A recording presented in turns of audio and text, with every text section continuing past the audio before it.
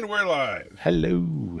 Hello. Speaking of AI, so Jason and I, now don't worry, Danny will be along shortly. He was in a meeting, he was running late, so he will be here as quick as he can. But we were just discussing the general failure of the idea of autonomous driving and basically coming to the conclusion that AI is BS and will never, and the robots will never take over because they'll crash trying to get to your house. All it has to do is rain, snow, or a dust storm, and it's over. They haven't got a clue. That would be so, man, somebody needs to do that where they make like the Terminator and they get someone, they deep fake him into Schwarzenegger and he just like keeps walking into things. And, you know, yeah. I mean, between things like you have to effectively reboot your car if the sensors are too covered up by foreign debris, so that you have to, you have to shut the car off, go outside, clear all the sensors, then turn the car back on. You can't just clear the sensors. Like, it has to know for sure that everything is aces because the whole system has to be rebooted. So, like, there's just so many issues between like phantom braking, the everything is set to lawyer mode half the time. Like I was saying, like all the cars I've had in the last 5 years. Why is it? Let me ask you this: why do you think it is that like the Tesla autonomous driving program keeps failing? Other people try to do autonomous driving and it generally fails, but things like emergency brake assist and lane correction and stuff seems to work fine for the most part. Nah. Works okay, and that actually depends on the manufacturer. I've used it in a couple of cars, and I've actually really enjoyed it. Oh, when it's working reasonable, it's fine. I've been using level 2A or plus, whatever you want to call it, autonomous aids for 6 years now. Well, I know you're rich, so you get all the best, but I refuse to buy anything other than Honda. I'm just a Honda snob. But the reality is the number of experiences go like this. I've had 4 phantom braking incidences in 2 different vehicles. My latest Civic refuses to actually aggressively follow the lines. It's more like lane centering. It's not lane guidance. The CRV favors to the left a little bit, which freaks me out sometimes, and I have no explanation why. When a vehicle departs to the left, the car doesn't care. If a vehicle departs to the right, which is actually the safest direction for it to depart from you in front of you, it panics and the brakes come on. So speaking of panicking, let's talk about Star Trek V a little bit. Everybody in the chat wants to talk about Star Trek V because 47 Yorktown first to the chat says, "I need my pain." No, I don't need that much pain, Yorktown. And Anthony says, "My memory of this movie was taking a day off from work, going to see Batman 1989, then getting on a bus to go see Star Trek. I was disappointed in the movie, but I felt like an adult." This was the first Star Trek movie I saw with my wife in theaters. What a horrible way to start a relationship. Yeah, I'm pretty sure this is the first one I went to without any of my parents. So yeah, it was. Mike Richards, and it was a disappointment. Always the best thing out of Columbus, Ohio. Good to see you. Taylor Swift greater than Disney, Star Wars, and MCU, which I still don't understand that username. Sending some emojis at us. Ben One Eye says, "What's up?" Michael says, "Hello." Fandom breaking. I'm not sure what you mean. I think he meant to put phantom braking, or no, maybe it's just a pun on, no, because you were talking about your but car. The cars. No, I know, but I'm just trying to figure he's doing a pun on, we're a fandom and braking. Michael said, "I would actually rank Star Trek V as only a hair better than Generations rather than the worst. But to me, it's a distinction between really terrible and really, really terrible." Well, I would say this. Star Trek V is clearly the worst of the original cast. Yes. That is a fair statement. I don't think there's any debating that. No. Now, what is funny, I gotta say this though, and you might have this in your in the chamber ready to go already, but if you recalibrate Generations as an episode of TNG, it's not nearly as bad, other than the unforgivable killing of Kirk Well, twice. they miswrote Scotty before on TNG, so why not just do it again with Kirk? Yeah, exactly. Just keep up with the. With you the could model. probably trim Generations down to a decent 1 hour episode. Yeah. Do they not know they're live? Are you telling us? Yeah, we know we're live. Yeah. And Lee says hello.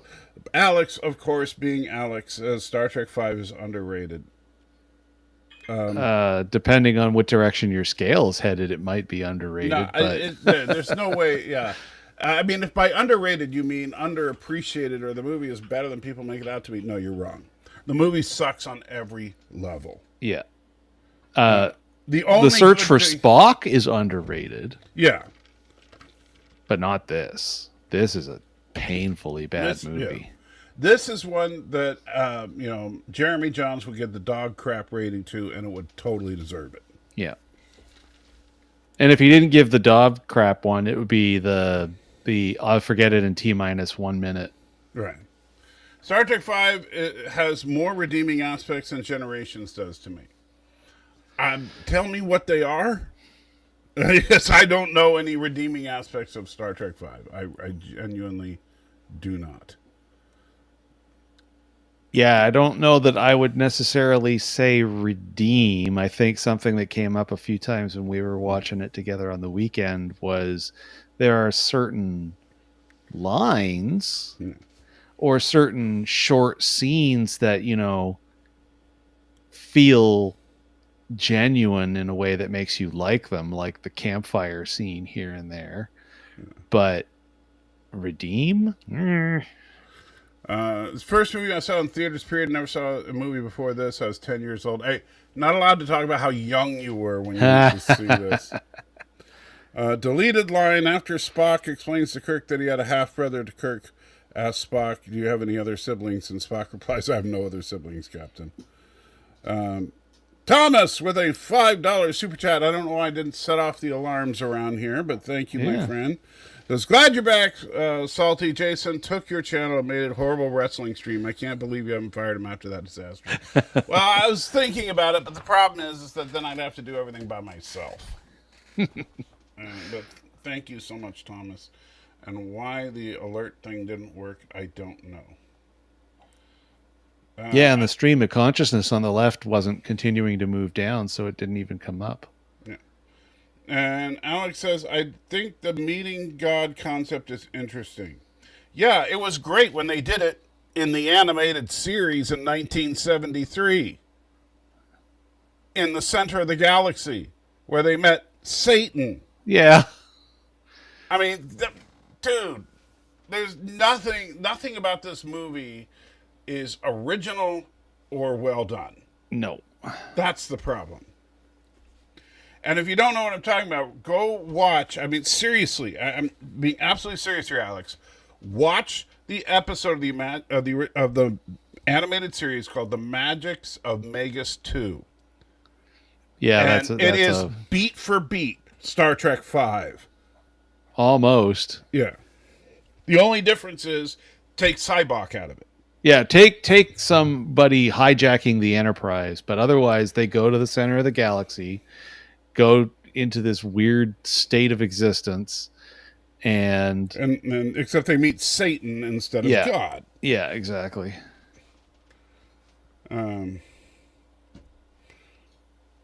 Anthony says, this was the first Star Trek movie that left me disappointed. I felt like we needed to hand it off to TNG in 1989.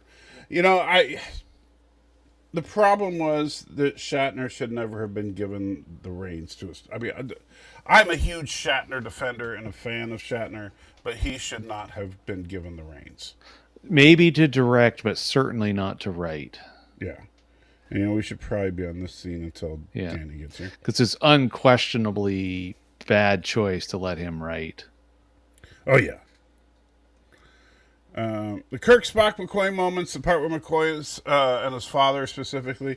Well, Danny broke down and cried like a baby during that scene. And I personally don't think that scene was as good as people make it out to be, but it could have been. It never ever hit me like Spock in Right. Wrath of Khan. I think one of the problems with some of these backstory scenes that we see is they don't dig into them enough. We don't know, like, and one thing that I was telling Jason when we were watching it last Saturday is I think that Star Trek V, if you want to make Star Trek V into a really good and interesting movie, you make the whole Cybok revealing people's pain the entire movie. And so basically you have a series of vignettes, one for each main character. You give them each a good 5 to 10 minutes of exploring whatever it is that hurt them the most. Did you know that this was his first proper credit? Whose? For writing? It was the first time that Shatner was ever allowed to truly write for something serious. He wrote some episode for some show called Checkmate back in the 60s, but that was it. Yeah. And I mean, I don't know if you remember Tech War, but I remember when... I've never read it or anything. I know. No, it's a TV show. Oh, I know about the books. I don't know. They made it into a TV... Oh, man, because it's like, oh, William Shatner's cyber masterpiece. It's like... Alex says the concept of removing one's pain is interesting, especially from McCoy. Great acting there with his father. Well, again, it was unearned, though. When in all of Trek, before that moment, have we ever heard McCoy lament about his father? Yeah, they started creating story, backstory stuff for people. At least Spock's made sense, given his character. That Sarek would have been disappointed that he came out looking so human. However, even that, I mean, the Spock remembering his birth, that doesn't make a whole lot of sense, but okay. Yeah. You also don't have a donation link in the description. Fire Jason now. I didn't put that. I didn't put it up. See, fire Jason. No, I didn't put it up. Yeah, well, yeah, but you fixed it, so you should have fixed it properly. Yeah. Generations tried to throw too much into one film. I recall they made it. There was this huge laundry list of what they wanted to put in one film. Well, Generations is a mess because the only reason for the existence of Generations was to get a scene with Picard and Kirk together, and they could have done it in so many different ways that could have been so much better than what they did. And all you got to do for proof of that is look at the crossover episode with Lower Decks and Strange New Worlds from this last season. That was better than Generations. And they did the same thing, basically. They just wanted to get Boimler, Mariner, and Pike all together. And when they did, it was gold. Alex, of course, says Magix of Megas 2 was awesome. Number 2 episode after yesteryear of the animated series. Alex, I love you. That's all I'm going to say. I don't know what else to say to that. Yeah, there's a whole lot of not making sense going on. Yeah. They decided they want old crew and new crew, time travel, Klingons, Khan-like villain, Data getting emotions, etc. And they wrote, Oh, yeah, I get it. But and this is a problem whenever, I don't remember. I think it was Ronald D. Moore, wasn't it? That wrote Generations, and part of the big problem with the Next Generation movies, all of the Next Generation movies except for Nemesis, is they were made by television producers. They didn't know how to make movies. Yeah. Clearly. Yeah. And Satan is a nice guy. That is true. In Magix of Megas 2, Satan is the good guy. Yeah. Botrix link is in the description now. Thank you. Shatner as a director is better than Jason running a stream. Okay, I'd say Well, see, the first assumption is that Jason was running the stream. I don't know that I would call it running the stream. Well, you were. I wasn't here. So. I hit the go button. Ben One Eye says, at this point, let's not make it a drinking game every time Danny breaks down and cries. Oh, no, you would be dead. Everyone dies. Yeah, everyone dies. Especially Star Trek 2. Oh, man. Excellent point. I love William Shatner, but this film's quality or lack thereof Shatner's... Yeah, and look, I know people will say, oh, they couldn't get ILM. Let's be real. If the visual effects were freaking awesome, that wouldn't have saved that movie. Yeah, it would be the Last Jedi of Star Trek. Yeah. It would look pretty, and it would be horrible. Yeah. Tech War was terrible, says Michael, which I have not seen. Excellent point, Salty. Anthony, you're earning salt points here today. Salt tablets. That would have been compelling to explore everyone's pain. Yeah, I think that would have made such a great little movie, and it wouldn't have been hard to do. You could have had, in fact, different directors for each vignette, and they could have been filmed simultaneously. And a new subscriber, Donald Taylor, thank you. And so, like, you could have one team doing Uhura's Pain, another team doing, Kirk's, another team doing Spock's, whatever, and another subscriber with Chris. Thank you. Wow, we're hitting gold today. And so we, if you get all these, all these different stories together, and then you can kind of see how for each character, whatever it is that was their, and because this is just true of humanity, whatever it is that was their lowest moment that really broke them is also what made them the great person that they are. And we didn't get, you muted yourself again. Sorry. Yeah. And we never got that. Like we got a couple of moments of pain with Spock and McCoy, but there was no real, like Spock, when McCoy especially, did DeForest Kelley act the crap out of it? Sure. But at the same time, his father's death didn't help him grow as a person. No, there's no Yeah, because all we knew was a few days or weeks, whatever it was later, that they came up with a cure. So it's like, so he made a hard decision. He's a physician. He's done that a million times. Right. Someone came up, Shatner came up with a story or a plot line or storyline that tried to play the heartstrings. Right. And think about it. How old was McCoy's dad? Freaking old. 100? Something like that. And so, come on. And Cybok with $1 says, I won't help Jason. He deserves his pain. El Kuroga. Thank you, Cybok. And poor Jason. And Anthony had forgotten about Tech War. Just paint the lines over the lines of the road. I think we're talking about the self-driving. Oh yeah, which is up here. The equivalent of that is let it snow and then it's game over. Let's see. Let's see.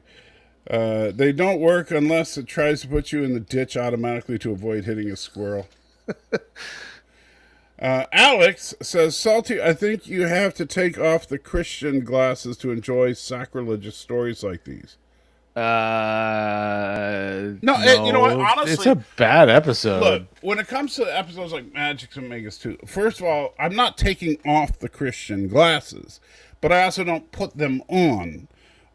When I'm watching something that's meant to be entertaining, now, don't get me wrong, if I think that whatever I'm watching is morally reprehensible, I'm not going to say, well, you just have to learn to appreciate it. No. If I think it's morally reprehensible, I'm going to say I think it's morally reprehensible and I don't like it. The fact that Satan was the hero, I have a problem with, but that's not the core problem of the Magics and Megas 2. It's just badly done. Yeah. And it doesn't make any sense.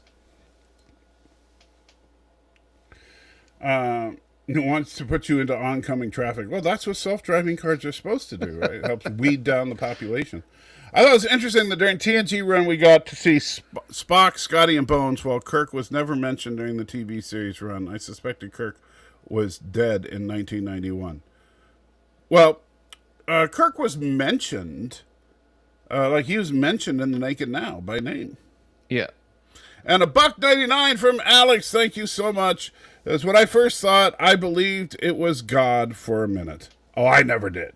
Oh, no. Why would and Kirk even says, why does God need a starship? Why would God be stuck behind the Great Barrier? Why would you have to go there to meet him? It didn't make a lick of sense.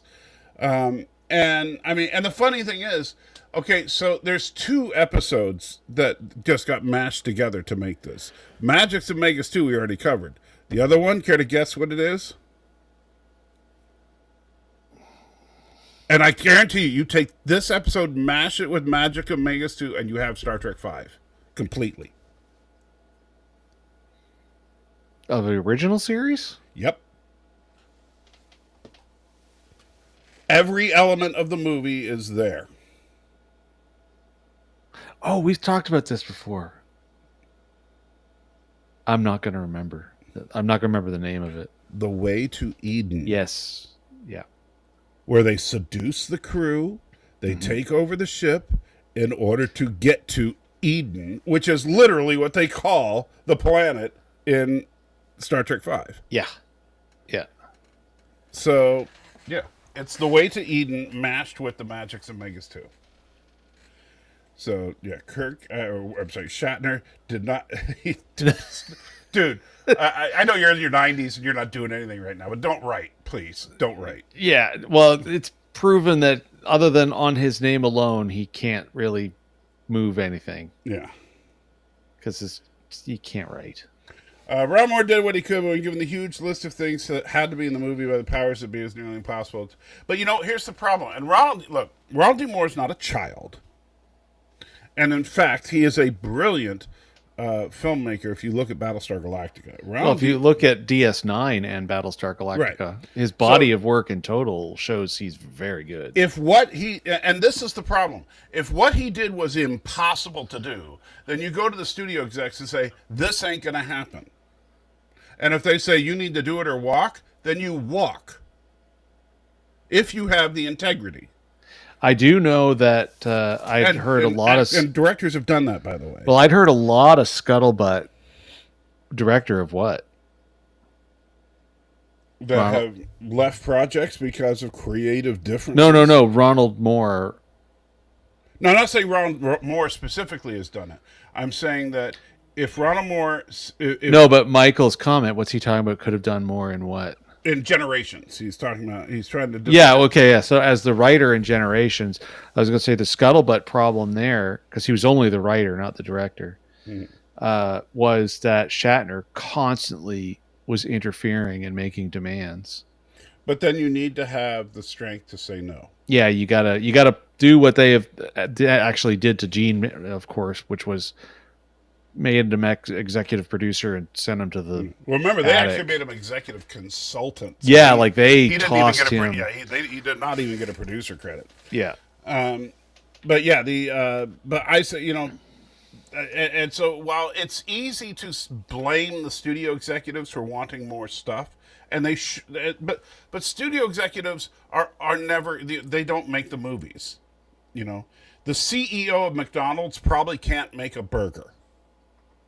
All right, so well, not these days. Probably. No, I know. The OG guys probably, right? But like in the last 20, 30 years, the executives at McDonald's right now, if they walked into an actual restaurant, would not know how to make a Big Mac. Unlikely. If they did, it would blow my mind. And if they said, okay, so what we're going to do is we want a Big Mac, but we want it to have 17 patties and 35 slices of cheese. Now, any decent sandwich maker is going to look at him and say, dude, that ain't going to work. No, but I'd be all over that in a heartbeat. Well, yeah. But then I'd be dead after another heartbeat. But you know what I'm saying. I'm saying, like, if you want to sell that, make it look good and wrap it up in a nice little box for people, you'd have to say, no, that's not going to happen. Yeah. And if they say, well, you better make it, I demand that you make it, then you say, you know what? No. Yeah. And if you're not willing to do that, sorry, Ronald D. Moore, I love you, but if you're not willing to do that and you just go along with what they say, you are accepting responsibility for it. Yeah. Alex says, I like being immersed in the stories. That's why 5 is better than 4. More likely to rewatch it. Have to be in a certain mood for comedy, but adventure stories are almost always good. Wow. A lot to unpack there. I love you. Yeah, Alex is in fine form tonight. Yes. What did I think of Star Trek Discovery trailer? It looked very generic. Yeah, generic sci-fi was generic, and but we did get a shot of Michael Burnham crying in the end. I know, I was so shocked. Yeah, I was truly shocked. Yeah. To find out that this is finally going to be the season in which she cries. Yeah, Sonequa, we need more emotion. Okay. Yeah. 5 is the one with Uhura dancing. Yes, and man, Danny would not stop drooling. Ugh. Yeah. It was embarrassing. Danny has problems. Yes. The score to Star Trek 5 was excellent. Oh man. Oh. Okay, Michael, you're in good company, along with a certain Irishman by the name of Dave Cullen. Yes.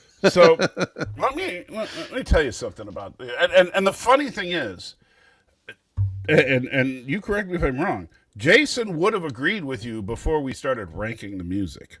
I might have made that mistake. Yes. But then when we started listening, and like the week before we did the rankings, and I started listening to all the actual official soundtracks. Yeah, you realize Star Trek 5 is like the Walmart generic version of Star Trek the Motion Picture.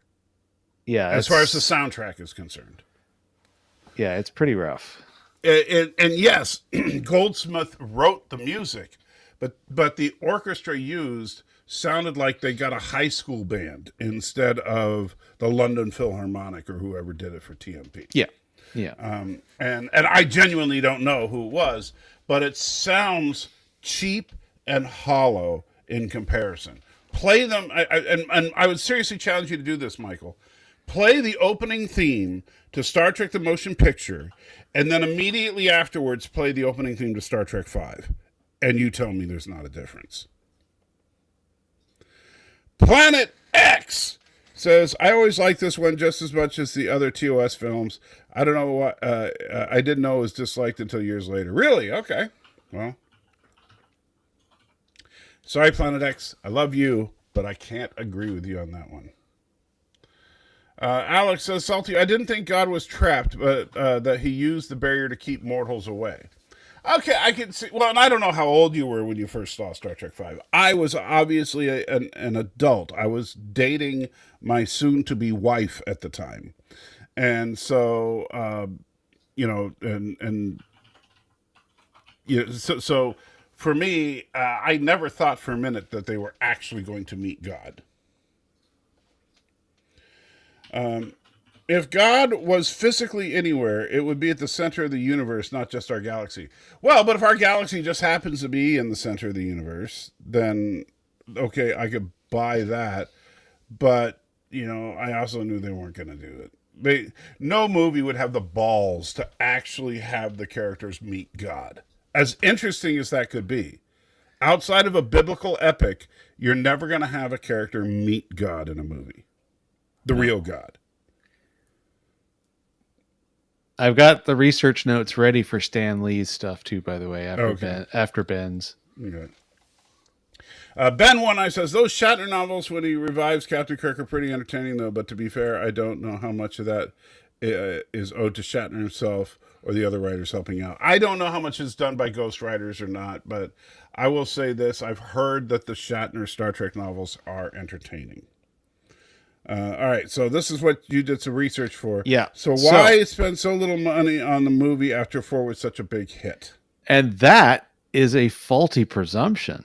Yeah, now, those who had the biggest budget, didn't it? Now, those who pay attention to this stuff and get a kick out of the fact that things were done the way they did with the budgets. The motion picture had a $40 million budget, not adjusted for inflation. Right.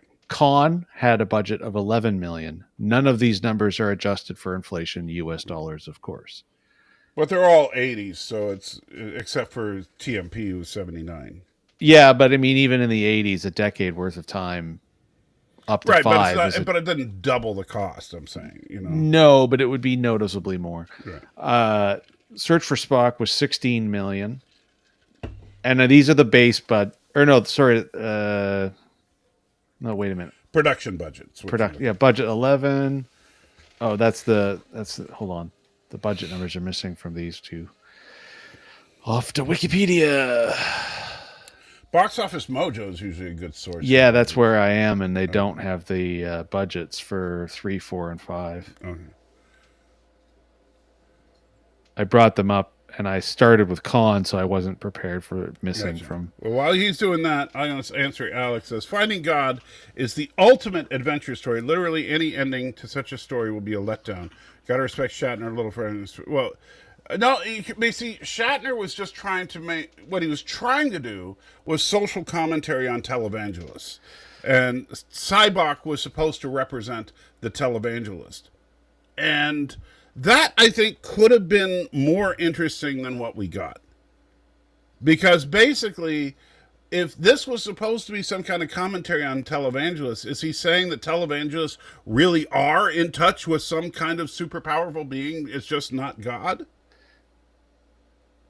Or I don't get where, because the whole thing was that he thinks televangelists are a sham, which I would agree with him on for the most part. But but instead of exploring that, he was, they actually met God. I think what would have been, like I said, a more interesting thing would be if they made the central focus of the movie was him reaching, using his Vulcan abilities, his innate Vulcan abilities, to reach into people's minds, find their ultimate pain, have them confront that pain. That'd be the bulk of the movie. And then when they get through the barrier, nothing. Yeah. All right. So budget numbers. So Search for Spock was 16 million, not adjusted. Right. Voyage Home was 26 million, not adjusted. Which, by the way, a lot of that was the pool that they used at the end. Yeah, and the models. Yeah. Yeah. And Final Frontier was 33 million. And out of curiosity, I checked, and inflation adjusted Con in 1988, which would be when the budget was struck for Voyage or for Final Frontier, it would have been 14 million versus 11 million. So right. A non-trivial amount more, but certainly not 33 million. Right. But when you consider that it was only a few million more than the Voyage Home, there's an awful lot of salaries getting paid in that. Right. And not so much going towards effects. And the problem is that, look, I've said it before. Yes, the effects in Star Trek V suck. And yes, it's true that they had a problem with ILM because ILM had scheduling conflicts. Well, and props were bad too. I mean, we had a laugh. Remember, there's a scene in the movie where we all were like, "Hey, wait, that's just the Enterprise D." Yeah. It's like, where do they spend the money? I don't know. But however, all that being said, even with if you had perfect, flawless visual effects for Star Trek V. If someone today wanted to spend $50 million and redo every effects shot from Star Trek V and make it up to 2024 standards, the movie would still suck. Oh, it'd still be a terrible movie. Like I said, it'd be the Last Jedi of Star Trek. Yeah, it would it would look better, but it would still suck. And so the problem with the movie, in my opinion, is that it is rotten to the core. Yeah. There's nothing. I mean, like they do have a couple of ideas in there, buried in there, but they're ideas that are never explored. Yeah.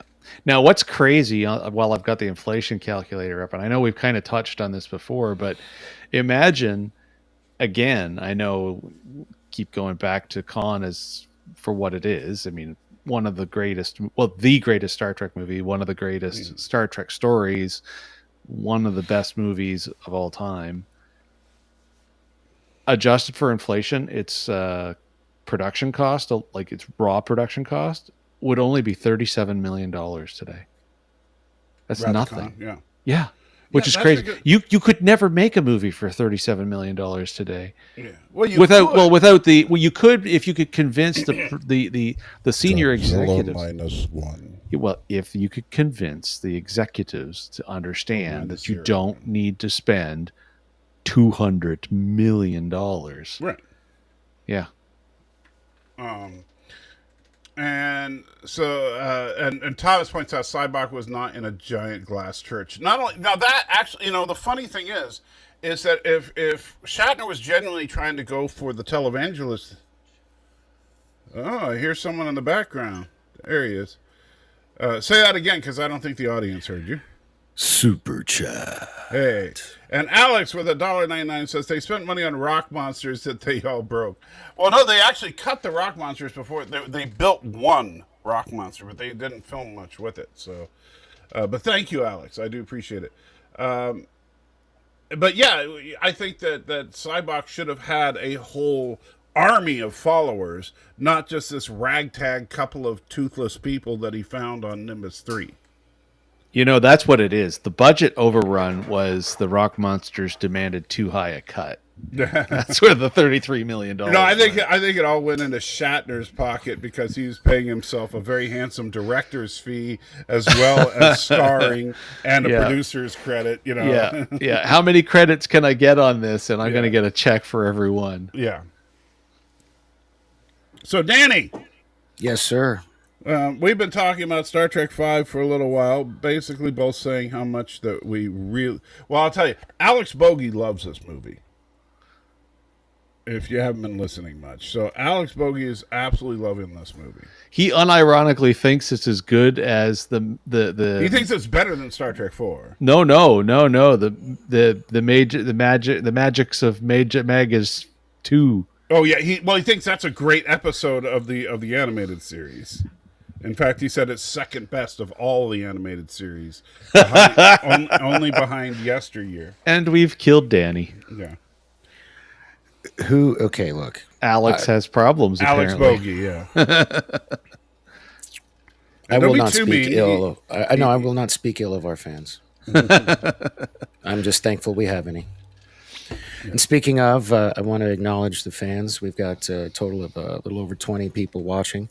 Probably would have been more if I'd have been on time. I always some people apologize. There's the at the right time, the wrong time, and Danny time. I don't know. I run on BST, and I'm not going to explain it. But if you know, you Ballard Standard Time. No, but I'll take that. That works also. Yeah, I think Ballard Standard Time makes I'll just say my brothers out there know what I'm talking about. Yeah, yes. I know what you're talking about, but I'm not going to talk about it because I don't want this channel to get shut down. So, yeah, Star Trek V opens up with a desert of empty holes. Yeah, you know what? You could actually have a game of how many things will never be explained. And let's start right here. Yeah. Why is he digging holes? Yeah. What is he digging for? Moisture, I thought, wasn't it? No, they never say. They never say. Yeah. Huh. And besides, he's only digging about 6 inches. Look at all the holes. Yeah, there's like a little ploof of steam that comes out. Yeah. And then that's it. Ploof. It's a funny word. Ploof. Ploof. Well, it's a Canadian word. Ploof. It means to spew. Well, not only are you going to potentially get Canadianisms, but you're also going to get me-isms too. So, before we started this, after you guys bantered, we should have given a shout out to our buds over at Criticless with one of those fun. Oh yes, but I just basically gave them. They have great shirts. Too bad we don't have shirts. Hey man, I'm working on it. Mm-hmm. It's on a list. It is. So yeah, the most important thing on that list is making the badges, and then finishing. We don't the need no website. staking badges. Okay. Danny's not satisfied with only meeting minimum requirements. Like all the other plebe channels out there that only have a badge for members. He wants a custom one for each tier of time that you are a member. Yeah, so we have 1, 2, 3, 4, 5 emojis that people can use, right? Yep. Yeah. Yeah. So, but we just got the generic badges. So, I was thinking it'd be cool to make some badges. We'll have a production meeting later about that. We'll Get have to some have like creative ideas for Yeah. you guys. Now with the badges, can you pick you just automatically get them based on How long you've been a member? Yeah. Yeah. Yeah, it rotates you up as you go. So if you want to get to admiral status, you'd have to be a member for quite a while. You Right. know, like I figure like we could start out with like rank pips or something. Yeah, Yeah, something like that. ensign. Yeah, Yeah. we'll talk about it. Yeah. Right. So here we get the William Shatner said that he was going for a Lawrence of Arabia vibe. He wishes. Yeah, it really just looks like some guy on a horse, a space horse. Get on my horse, I'll take you round the universe. And so Mr. Bad Teeth points his pea shooter at him, and I think that's literally a pea shooter. Well, I like to call them potato gun or something. I like to call them paintball guns because if you catch them later when he's trying to put a rock or whatever it is in it, it's the size of a paintball. So. Yeah. And Cybok here takes away his pain. And again, going back to the whole problem with what this movie could have been versus what it is, we never see what Ugmo's pain was. Oh, and by the way, in the script, now this is actually this just convicts this movie as being horribly done entirely. The subtext for the scene from the actual working script, he is actually digging for water. I knew it's it. never explained in the movie. Thomas says the guy looks like Jason. Oh, okay. Which guy, Thomas? Well, it's certainly not Gummy Face. Yeah, are you talking about Gummy Face or And Cybok? I still do have, other than my two strips here on the top sides, I still have a lot more hair than that guy does. But yeah, and I think it would have been interesting because what do you know about Gummy Face? He can't load a gun to save his life, literally. Yeah, I agree, Ben. It's the pain of being on Nimbus 3. We don't know anything. That's part of the problem here. Like the reason Star Trek 2 is so good is because we knew Khan. Yeah. We don't know, Cybok we've never seen before, Gummy Man we've never seen before, and here we have this intense dramatic scene, but I think to a good extent it kind of leans in on something that that Yosef has said before, is that ambivalence is almost worse than hate. Yeah. So if you're ambivalent about a character, then you're never going to get invested, which means whatever it is that the director or the writer was trying to make happen is just not going to happen. You either have to love or hate the characters you want people to love or hate. Right. That's why, like, when you look at Into Darkness, why Khan and Into Darkness felt such a wet noodle cutout. Right. As opposed to actually it Khan. Didn't help that he was played by Bandersnatch Cumberland. Yeah. But, but yeah, like it wasn't sold in a way that made you want to hate him or even want to like him. So you didn't care. And same thing here. It's like, well, why does this guy matter from anything? Right. And imagine if when he comes up on him, like right here, then the whole world around them transforms into whatever Gummy Face's worst pain was. Maybe losing his teeth. I don't know. Whatever it was that caused him to be where he's at right now. Because that's the point of, what would I think would be interesting is if what he's really pulling out is what is the moment of your life that made you the person you are today. And for him, it's become a person who's just wandering through the desert digging for water. Yeah. Even though it makes no sense that he's digging for water. Why not just go back to the city and drink water? They have a pool table full of water. Yeah. Yeah, water It that's didn't really look like water. Look, I don't know, but at least it was. Well, it had cat juice in it, too. Probably pee. Cat pee. I bet you it smelled of ammonia. You know? Yeah, it smelled of elderberries. So I just got that tweet out, good 30 minutes late, but it's out there. So if you want to spread the word, people, feel The free. word is spread. What if bird is the word, though? Bird's the word. Anyway, so I think the thing that describes this movie better than anything else is missed opportunities. There's so many things they could have done and just didn't for whatever reason.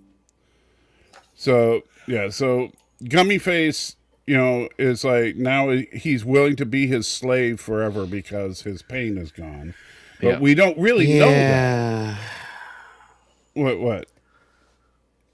I mean, no, I'm agreeing with you. It's just like it doesn't really make sense. Like if you took my pain away, I'm not gonna be your slave all of a sudden.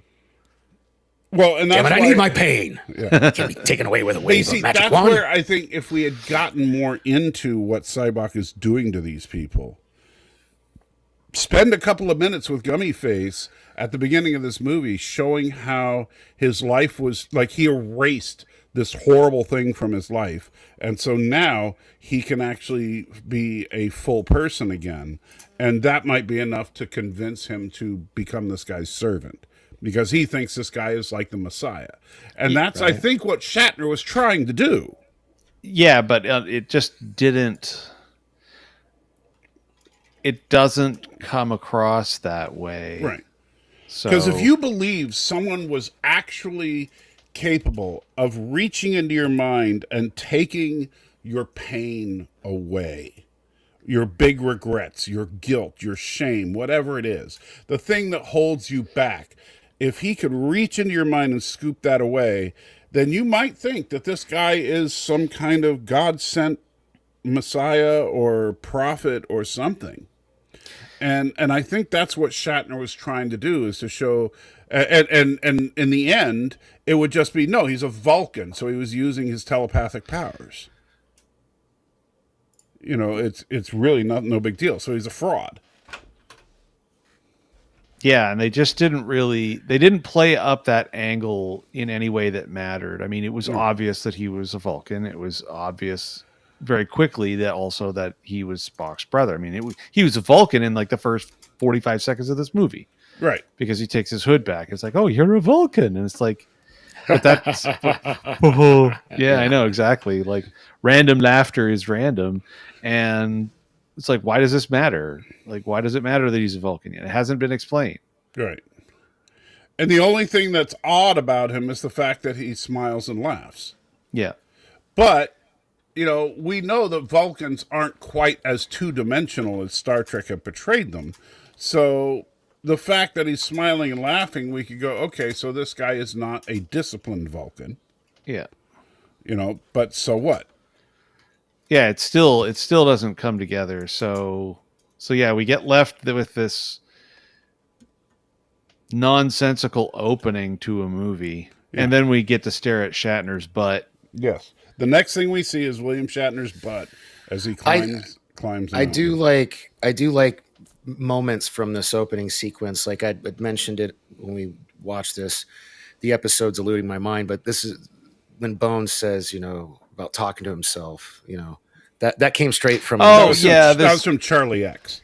Okay. Yeah. There's a lot of cute little things that they kind of rely on, and seeing their relationship and how they are. The dialogue here at the very beginning, like the first couple of things Spock and Kirk say to each other, when McCoy's sitting there holding the binoculars, talking to himself. I think the dialogue there is good, and if I remember correctly when we were watching it, I was talking about the fact that where the movie really falls apart is literally the moment that Kirk falls off the mountain. Well, it's everything that's a dad joke, because that's what I kept feeling like everything was everything that that Shatner tried to throw into this seemingly to keep up with Nimoy's jokes that he was doing, especially in the Voyage Home, was just pure dad jokes. It wasn't sitcom at all. It could have been Tom Cruise from the right angle. It was definitely William Shatner because he did not do his own stunts. No, but I mean, yeah. William Shatner did not climb El Capitan. No, but it could have been Tom Cruise. Yeah, if they're Tom Cruise, he would have done it. Yeah. Super chat. Yeah, we got us a super chat for. I got to switch modes here so I can see it. There you go. Alex says, I can nitpick Wrath of Khan 2. Chekhov never saw him. But you see, the Chekhov thing has been explained. Bathroom story. Yeah, he was in the loo. Yeah. Chekhov was taken. Okay, so in case you didn't know this, Alex. And no, by the way, I agree. There's no movie that is without fault, but Star Trek V is just bad. Okay, but as far as the Chekhov situation, the official story from Walter Koenig is that Chekhov was in the Hold head. on, this will help. This will help for the story. Yeah, he was in the head taking a massive dump, like one of these guys. The poo. Yeah, Chekhov had been eating nothing but Taco Bell for 16 straight hours, and then ran into the bathroom and just wrecked the place. Right. So then he tried to flush it down, but there's, even in the 23rd century, toilets can only do so much. So the system's completely blocked up. And so he leaves. And as he leaves, Khan had to go to the bathroom. And so they passed each other. And Khan saw the mess that Chekhov had left behind, and so Khan couldn't use the toilet. And that's why he was I will never forget your face. Exactly. That's why Khan was so upset when he saw Chekhov, because that's the guy that clogged the toilets on the Enterprise. True story. Walter Koenig has said it multiple times. It's the most plausible solution that I can accept. Right. So, and I mean, if you're going to try to destroy Khan off of that one thing, well... Yeah. And here's the best visual effects. Oh, God. It's terrible. But there is something I want to point out at the end when Spock catches him. What, the fact that he's sideways? Or physics doesn't work that way. No, the physics is out the window here. Yeah. And this is beyond just bad, yes, this is bad visual effects. This is bad compositing. The lighting and everything is just poorly done. And if you've ever downhill skied, pay extra attention to Spock's boots. Oh yeah, they're downhill ski boots. No, they're thruster boots. Okay, so this is what Danny was talking about. So those boots are literally just rocket boots. How is he levitating sideways? How? It would make more sense if he was parallel to Kirk and holding his feet like this or something. How could you miss an opportunity to just call them gravity boots? Right. And here's the problem. Fixed. Even if they are gravity boots, then Spock's legs would be broken right there. Well, his entire body weight is being supported by his ankles. Yeah, there's definitely still lots of questions to be asked. Yeah. And also, how is he actually controlling them? And So, this is where, from this point on. Okay, so actually, here's my theory. Kirk hit the ground at high speed, and everything else we see in this movie is what was running through his brain as he was in a coma. That works. Yeah. Yeah. So actually, because that's the moment right there when he hits the ground. Spock didn't actually catch him. He slammed face first into the ground, and then what we see is the delusional mind of Captain Kirk as he thinks he's dying. And in fact, because think about it, what was the theme of the rest of this? Oh, I know I'll die alone. So he thought he was dying. Yeah. I think we've solved Star Trek V. All right, and so here's Danny's favorite cat lady. Yeah, the scuzzy. What? No, that wasn't the Three Jugs cat lady. Yeah, you like the Three Jugs cat lady, I thought. Nah. Nobody likes the Three Jugs cat lady. You don't like the Three Jugs cat lady? Well, that's why she got thrown across the room later. Wow, she's just, they just don't want to show her. Well, you can see her in the back. And can you tell, by the way, that is Michelle's stunt woman? Yeah, that actually adds up. The cat lady? For the dance later, Look yeah. at her body. That is absolutely, the silhouette absolutely matches. Yeah. That's the same person as the fan dance right there. There we go. Dreams shattered. Well, never mind. You're enjoying this shot right now? Is that what you're about to say? No, I was just doing I'm multitasking. I was trying to do some housekeeping, update my description and stuff like that. And I thought you were just for some reason, lady's butt. For some reason, I don't have. It's just named wrong. Never mind. I'll fix it. Sorry, figured it. Don't worry about it. All right. And $1 from Anonymous. Super chat. Cat lady looks under 80 years old, so Danny's not interested. That's true. Wow. Danny only likes really old women. Wow. Okay. Danny, it's not like what I'm saying is untrue. Come on. Wow. Okay.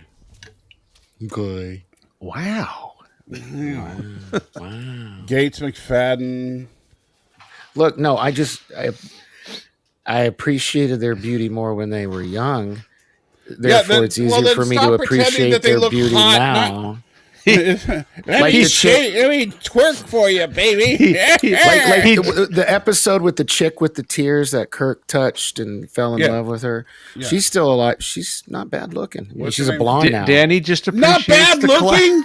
France Wynn is her name. Oh my gosh, you are insane, Thomas. He just appreciates the classics. That's all. There it is. Yeah, there you go. That's a good way of putting it. Hold on. So this is what Danny just said is not bad looking. Oh, that's not the most recent picture I saw. Well, no, that's 3 years ago. Oh, really? Oh, she's older than that. Yeah, no, I wouldn't hit that. Gates, she still looks good though. She looks horrible. Oh, whatever. She looks like she was on one of those bad, Is plastic surgery shows. Is she still alive? She's dead. No, she's passed. Oh, bummer. Now she was hot back in the day, but yeah, she was. Oh my god, when she was that but blind she had lost it by the time she was on TNG. I mean, let's be real. Yeah. Well, yeah. I like Pulaski as a character, but yeah, she was no longer an attractive person.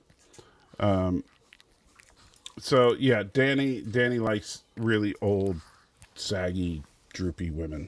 So if you are an old, saggy, droopy woman looking for love, Danny's your man.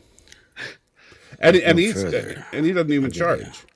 Love in all the right places. Yeah. Now, and then they showed the dumbest game ever. Oh, pool on water? Yeah. Pool. Pee pool. What is that? And the dumbest thing is that here it looks like the water is a couple of centimeters deep because the balls are rolling on a surface in the water. But then later, when Kirk throws Cat Lady in there, that's like a swimming pool. Yeah, it's properly deep. Yeah, That makes about as much sense as Danny's taste in women. Yeah, there's some serious prop conveniences going on in there. Yeah. Well, this is why, next month will be a year of being single, and I'm good with that. Yeah, well, me too. And there's the woman that we're gonna hook you up with her, Danny. Oh no, it's not quite that long yet. It's a couple more months. I thought it was March. It was May. It was when I was on vacation. It was May. Okay. Ooh, I've been saying it wrong this whole time. Okay, so 10 months. It doesn't matter, Danny. You don't get it. You don't get a coin for being single. Make yourself a badge for the channel. Yeah. All right, I fixed the issue on my channel. I'll fix it on yours later, but I'll tell you what it was. All right, so David Warner, the most wasted actor in the history of mankind in this. In Star Trek. Oh man, Yeah. he's just like. He's great as Gorkon in Star Trek 6. Yeah, I don't even know if disheveled is a good enough word to use. He was a pretty bastardly Cardassian, also torturing Picard. I forget the name, but Yeah. the Four Lights. And yeah, he broke Picard, don't forget. Yeah. Only man to do it. So, but yeah, so, and then you have, what's his name, the Klingon, who's literally belches hello here. Yeah. Which again is so funny because he goes on to play the Chancellor, Kempak, I think. Kempak, Yeah. or the Judge or whatever. Yeah. You know what's funny is when I was a kid, I thought that was Scotty. I thought it was the same actor. You know, I can kind of see why though when you really look at it. They should have done that. That would have been funny. And okay, so let's talk about Miss Fashion Model that for some reason Danny wasn't drooling over. Maybe because she's got a giant penis growing out of the back of her head. Yeah, she's got a unicorn horn. Well, you know what happens? No. You know what happens when a horse raises its tail, right? Yeah, it uses the washroom. Yeah, so that's just what it looked like to me. It's just So you think a bunch of crap is going to come shooting out of the back of her head is what you're saying? Well, it's from from somewhere. Yeah. Well, it would be the back of her head based on the ponytail thing. Yeah. But anyway, so she is a model who they bring Like in real life, she was a model? She was a model, yes. Okay. Well, look at her. And the thing is, I don't think she's that hot. Models are usually and her tall acting is on par with a porn star. I mean, her acting. She does talk really weird. Yeah, she doesn't know how to act. I mean, that's the problem. Is that it's like she was cold reading the entire time. Yeah, she was just reading lines, but she didn't know how to emote. Which is a common problem. Don't get me wrong. I'm not saying that, she's a horrible person because she can't act. It's just that I think she was, Shatner cast her because Shatner liked, what she looked like, I think. So, meanwhile, Cybok takes over the facility with his ragtag band of whoever the heck they are. Because there's no explanation for them at all. No, he goes from bald guy looking for water that's not explained to a small Captain army. Fandom Nerd. Yeah. Welcome to my channel. It's you and my mom and Anthony are the only three in it. Hey, thanks. Please stop feeling sorry for yourself and focus on the show. Hey, man, we're up to over 30 people watching. Yes, awesome. And it's not going to stay that way if you keep whining. I'm not whining. Yes, you are. Sorry. Anyway. So we have. Can I point something out here that bugged the shit out of me? Of course you can. Do you see how Cybok has long hair here? Oh yeah. This and then he gets a haircut. Yeah, and he gets a haircut somewhere by the end of the movie. What happened with that? Yeah, and everybody's wardrobe and hair is just completely all over the map by the time they're on their way to the center of the. But nobody brings it up. So, like after we did our thing Saturday, I watched, David Cullen and it's really weird. A lot of people are kind of, I don't know if they're seeing us do this. And they got bigger channels. Hey, because we started doing the Battlestar reboot, and then everybody else started doing like retrospectives. We're ahead of the curve. So critical, and so anyways, I was watching all these other people that review this movie. Nobody brings up the hair thing, and it drove me nuts. It's weird. And you guys will see it when we get to the end of the movie. It's Hey, Planet X. It's super obvious. Yeah. If you don't forget, I can't see the chat, guys. So if there's anything. Yeah, we're watching it. I'm watching it on the left in EV. What's funny is it's that when you know this about the hair, it's just like when Danny told us about Buddy dying and then he closes his eyes after he's dead. Yeah, right. It's like that's it. Yeah. Or like the simple fact that Danny really wants some of that. younger version. I didn't realize. No, you said you wanted that. Time keeps on ticking. not much longer. Time's an MF-er, dude. All right, so Cybok is taking over, and I mean, yeah, nobody. And again, the problem is we don't know any of these people. Yeah, we don't know anything about what's going on here on Nimbus 3. We're just told that, yeah, by the way, Nimbus 3 never existed before, but now there's a planet where Klingons, Romulans, and the Federation all meet together. Why do you think this is the only major motion picture Shatner's directed? He's great at telling, not showing. It should be. Yeah, well, we were talking about that earlier. Do you remember Tech Wars? He wrote those were books he wrote, and he was involved with turning it into a show. And that on USA. It did not come out so well. It aired after Raw. He actually appeared on Monday Night Raw to promote it with Bret Hart because they're both Canadian. Remember that? Well, yeah, I would. You know. And yes, Thomas, so he got a haircut. Not only so did he get a haircut, he got a wardrobe change. On their way to see God. He got cleaned up, all in the space of like hours. No. It happened in the space of seconds, because remember, but I'm giving them grace. I'm giving them grace. I'm giving them the grace of the moment from when they put the shuttle with Plan B back on the Enterprise. No, you have to consider. They went from they were looking at the planet from the bridge, and then said, "Okay, guys, let's go get on the shuttle." And when they're on the shuttle, every one of them looks different. Oh yeah, that was reshoots all the way. There's no question. But I'm just saying that's where the it's happened. So bad. Like they didn't even stop to think and grab a wig or something, or do the original shooting with a wig. Right. But everything that takes place on the planet and on the shuttle they look completely different. It's just such. It's like that's how bad a director Shatner was. He didn't even bother. Like, dude, you don't. But it wasn't even hair. It's a bad enough thing. Continuity director. Well, they had nobody that was like a AD in there watching this stuff, like making sure that The funny thing is, the actual term that they usually use is script girl. Is that the script girl is a person on a movie set that's sole job is to maintain continuity. And what happened there? I don't know. Well, it was just, they got fired or something. I don't know. Here we get the best looking shot from the movie because it's a reuse of footage from Star Trek 4. Yeah. Yeah. Yeah, the best visuals are reruns. I mean, look at that. That's just the exact same shot as the end of the last movie. Yes. Yeah. And so, yeah. If you like the way the Enterprise looks here, great. That's the only time it's going to look that good. Yeah. Yeah. So, and then we find out. Oh, look, Scotty and Uhura are a thing now. Yeah.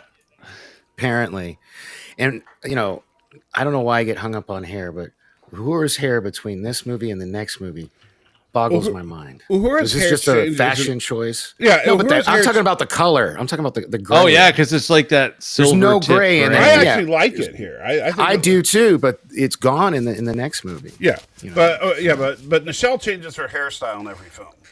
And so, like she had a fro in the first film. She had a Jerry she had the Soul Glow. In the second film. So I get it. The hairstyles change with the time, but here I think it looks really good, and it fits both. Not only does it look good, but it fits her age and all that. So because I think kids that do gray hair look stupid. When they purposely make their hair look gray. And did they really need to? I mean, I know they don't expressly say that these two are banging, but it's super element? Implied. Yeah. I know, but did we need that? Yes, we did. Did we? Okay, all right. And I'll tell you why. Because I happen to be of Scottish descent. And so this is all for you. It is. And Shatner did me a personal. Oh, wait a minute. Are you saying that this movie is why Bridget was ultimately willing to marry you? I was going to say too. See, Bridget and I saw this on a date early in our relationship, and she saw, look, the Scotsman and the black girl get together. The fact that she stayed with you after you took her on a date to see this movie speaks volumes. So it says a lot of things. Yeah. Oh man. It makes your kids even that much more of a miracle, right? But this okay. So then they decide to make Sulu and Chekhov absolutely brainless for the entire film, and they have nothing to do. Oh, they were given the most painful dialogue and the most bland scenes. Right. So their entire arc consists of they get lost in the wood. Super chat. I can't see it, so somebody. Wouldn't you want to look nice to see God? Probably not, Jason. He won't take off robes that smell like cat pee, and he wouldn't bother to fix his hair. That is clearly Thomas. Okay. Let me tell you, and this is just my honest opinion on it. When it comes to like, if you literally believe that you were about to face God Himself, the Almighty, do you really think you can dress up in a way to impress Him? Yeah, what do you think you're going to wear is going to matter? And God has seen you. If He is, you'd probably just wear your birthday suit, really. Well, if He's truly omniscient, then He's seen you in every moment of your life, everything you've ever worn, every look you've ever had, whether you've been clean shaven or unshaven, whether you've been. Well, Stanley, that's what a birthday suit is. I would not worry about what I'm wearing as much as what your attitude is. Because and truly, if and I know I'm coming from a Christian perspective, but generally speaking, that's what God's after is your heart, not what you look like. Yeah. But which, by the way, is yet another thing that that Shatner missed out on with Sybok. Sybok should have been dressed to the nines instead of wearing rags.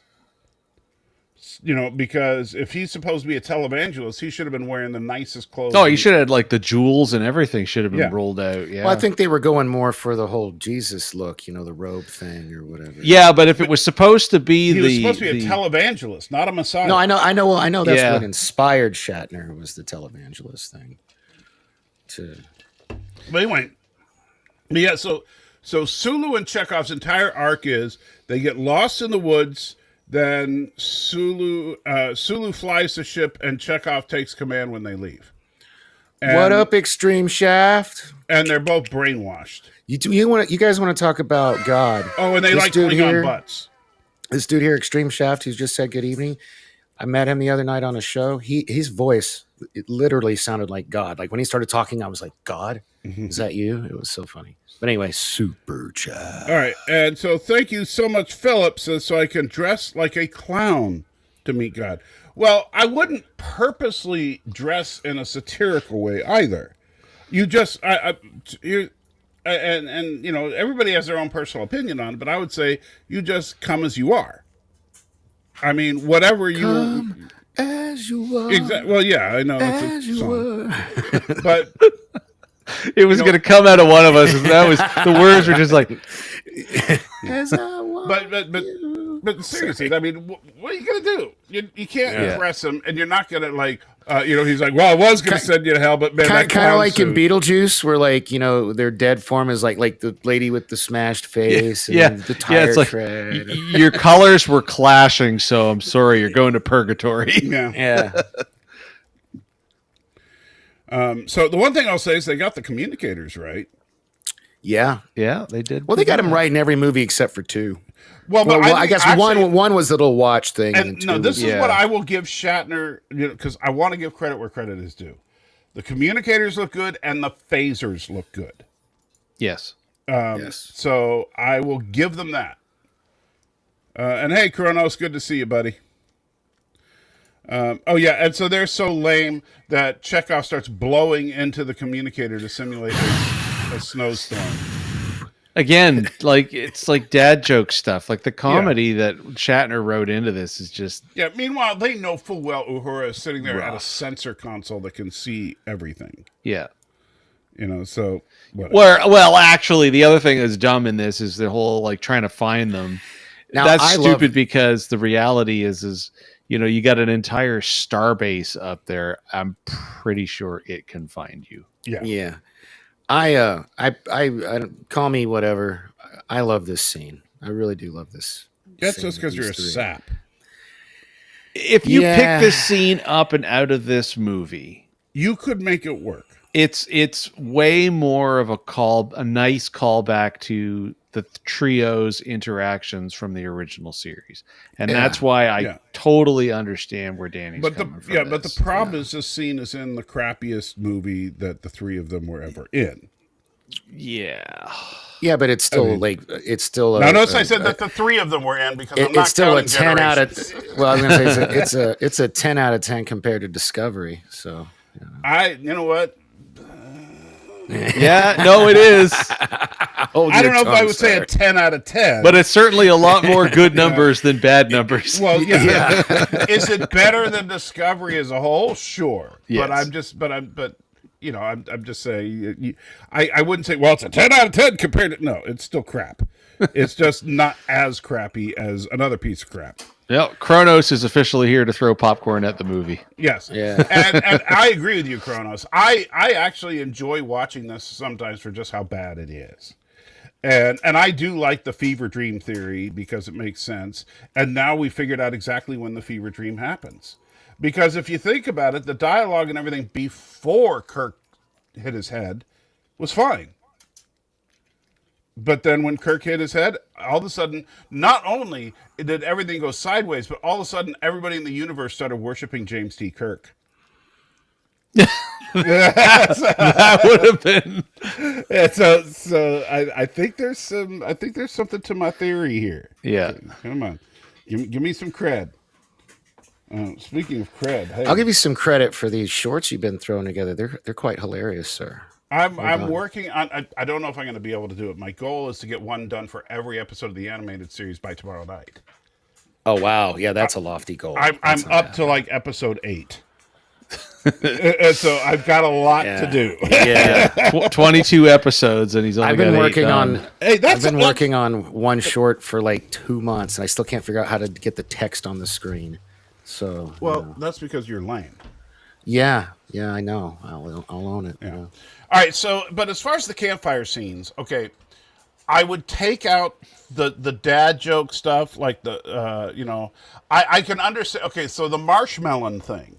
If it's true that McCoy purposely sabotaged Spock's research to make him misread marshmallow to be marshmallow, fine, but you got to include that. You can't just say that behind the scenes. I always thought that was weird. Why was it marshmallow? That was just weird. Well, the what I'd heard one time was that in one of the versions of the script that McCoy messed with the computer so that when he did his research, which Spock speaks to in this scene, because he said he researched doing a camp out with the guys. Yeah. That McCoy changed it to say melon instead of mellow.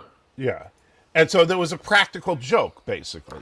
And that would have been But then fine. they don't explain it? No. Yeah. And so, like, if McCoy and Kirk had a little wink to each other, and then after Spock went to bed, he's like, I can't believe you fell for the marshmallow thing when I reprogrammed it. That would have been fine.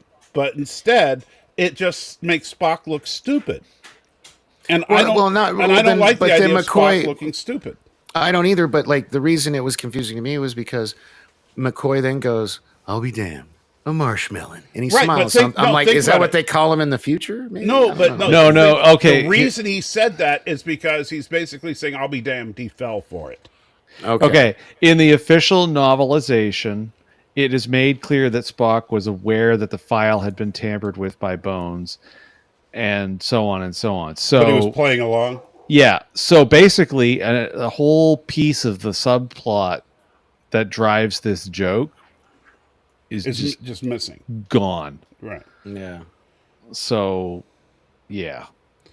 But we got lots of like scuzzy people in a desert and a bald guy with no teeth. Well, yeah, we didn't need that either, but Come and get it. All right. And but as far as like the way McCoy was being, the way Kirk was being, for the most part, I didn't have a problem with it. It was making Spock look like an idiot that I didn't like. I get that. Okay, these three guys. Well, he's technically a newborn. Didn't he just get reborn a couple years? You know what? You can only take that. No, but he was also completely remember. I know. I'm just kidding. And he's not the first person because that happened to Uhura in The Changeling. That's right, because she got deleted right to 0. Yeah. Yeah. So yeah, it's not like they couldn't bring him back, and they've done it before. So, but yeah, so this scene out. If you take actually, the marshmallow joke. Really quick side note. Quick side note. It shows you how much inborn talent Uhura has as a linguist for her to be deleted to 0 and then to relearn all the languages she knew. So she's an absolute savant. I'm going to tear her apart in 2 weeks when we review Star Trek 6 when it comes to skills. Can't speak Klingon to save her life. Oh no, I got an explanation for that, but we'll talk about that. We'll talk about that. And so just because I know the party's really over at Salty's channel, guys. If you want to interact more with more people in the chat, I'm trying to pimp your channel. I put the link. Oh, I thought you said the party's over at Salty's channel. No, I said everybody come over to my channel because the party's over. The party is over at as opposed to on mine. I guess you could take it both ways. Mike completely launches the context right out the window. Hey, I just heard the party's over. Anyway, I put the link to Salty's chat in my chat for the 4 of you over there. If you want to talk to more of these, if you're wondering what are these, who are they talking to? What are these comments coming up? They're, you got over 30 people in his channel. It's okay. No, I want people to. They know. Yeah. No, there's some new people here. Extreme is new. So I did like the Spock saying, "Oh, the secret ingredient is alcohol." That was fine. That was good banter. Yeah. And just for posterity, I did put the link to my channel in his chat as well. Oh, hey Joe, what's up? Yeah, we always get weird over here, buddy. It's good to see you. Thanks for stopping by. And then we get this guy. Yeah. Clang. This dude at the end, clang went the trolley. SupportSalty.com. Check it out. We had lots Captain of fun things to say. Oh man, him and his butch friend are just so stupid. So, I mean, and they make a Voyager probe cry. How do you do that?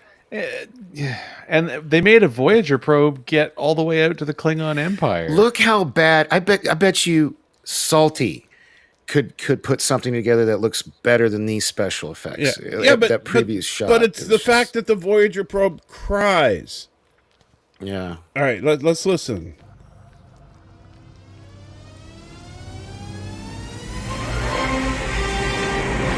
Pause it, man. You're pushing your luck. Yeah. You should have started a little later. I forgot. Okay. Yeah, there. Yeah. And what's with the periscope? That's just... Yeah, right. That's just... It's somebody was playing video games at the arcade too much. Yeah. And, I mean, that's what their scanners look like? How could they tell anything? What is... That does look like something straight out of an 80s arcade game. Oh, yeah. It's like playing... I don't know if any guys ever played the Star Wars Sit Down, Attack the Death Star game, but... Yeah. Mm-hmm. Yeah. Here we go. You ready? Yes. Oh, and of course, listen. They use the Star Wars sound effect.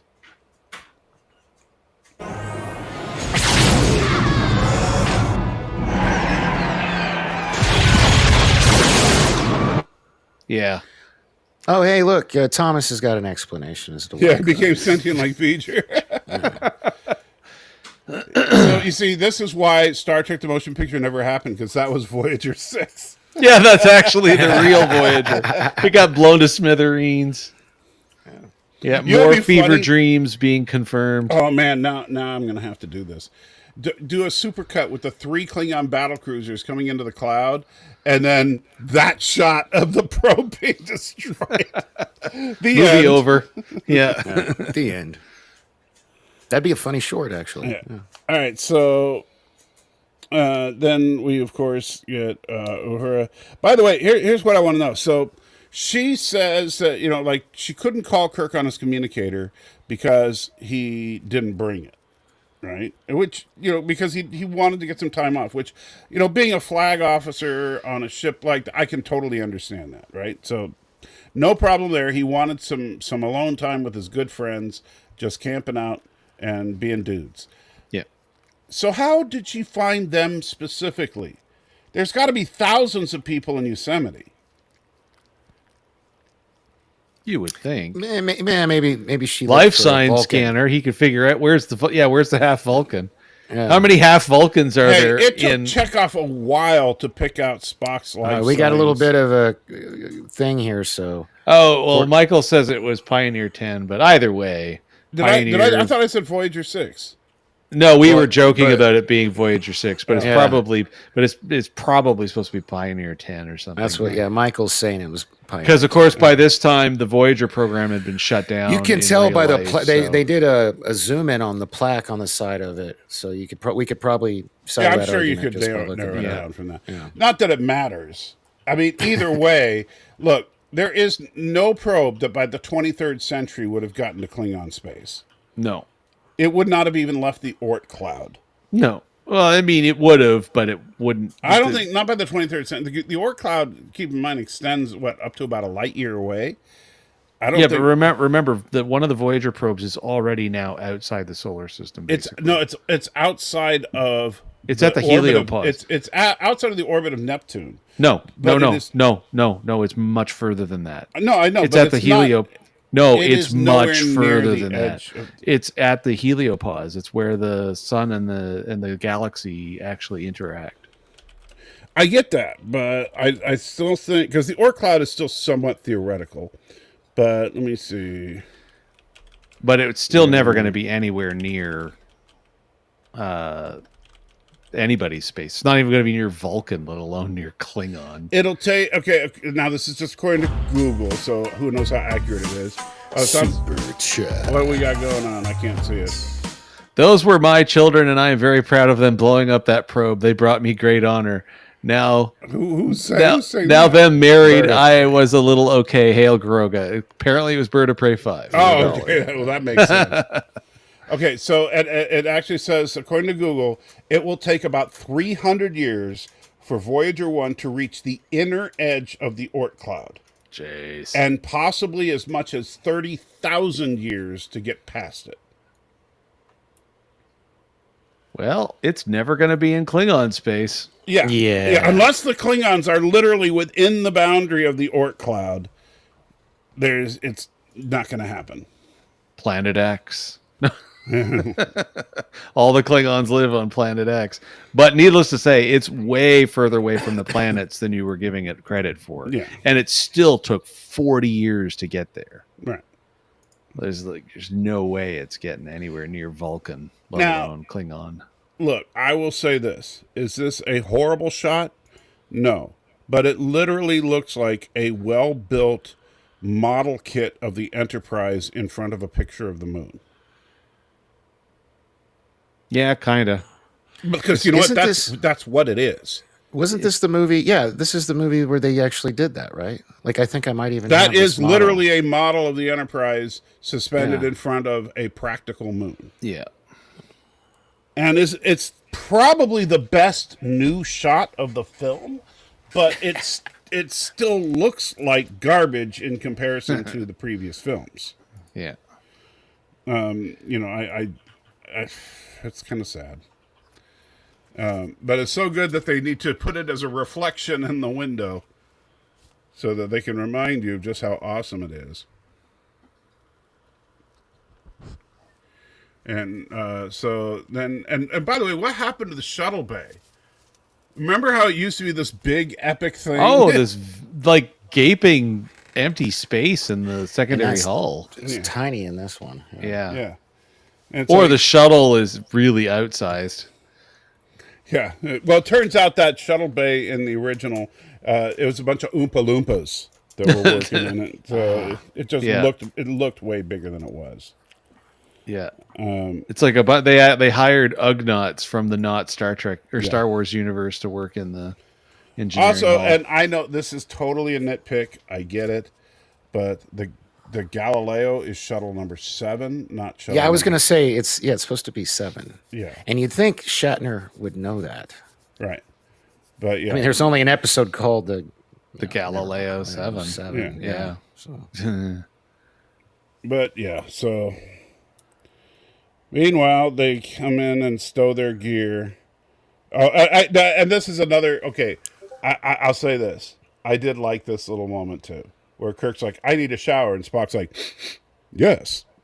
Yeah, it's just like. Well, we later. In fact, he didn't even need to do because we later learn in Enterprise from T'Pol. No, that's Vulcan women. Oh, it's just Vulcan women. Okay. Yes, Okay. yeah, they actually do say that in Enterprise. Vulcan women have a heightened sense of smell. I actually thought it was all women, or all women. Well, it is all women. Yeah, but in Star Trek lore, no, Archer specifically, and it's in Broken Bow, when she first sees Porthos. And Archer says, "Oh, I apologize. I forgot Vulcan women had a heightened sense of smell." Oh, okay. You know. More shots being fired at. Obviously, the ship's computers are programmed by Jason. No, no. You know, Jason's bad, but he's not that bad. Red alert. Yeah. I feel so sorry for Scotty, though, because obviously Scotty is taking over the ship from whoever the idiot was that did program the computers. Probably Jason. Or Jason's grandson. Or great-grandson. Great. That's only 200 and something years. Yeah, that's like 3 generations easily. Yeah. Remember, it is 3 people since the War of Independence. So, and here's Harv Bennett's send off. This is his final Star Trek movie. And, his Poor little Harv. cameo. Yeah. plays the Admiral. You should have just, Harv, you should have stopped at 4. Well, it's Shatner's fault, man. He cost him not only $2 million, but this whole director's thing because of a clause in the. That's the equity clause from. No, it's a favored nations clause, is what it's called. Well, you're right, but it just means that between him and Nimoy Spock, gets, he gets Nimoy, to. yeah, right. Which thank God he didn't get a second movie. Oh my God. He actually had the right to demand one, but the studio said, well, I feel like even he was like, nah. I mean, I Makes actually me think wonder he's if that's since what made him admitted so this was a obstinate mistake. with Generations, though. Because the word is that he interfered with Generations a lot.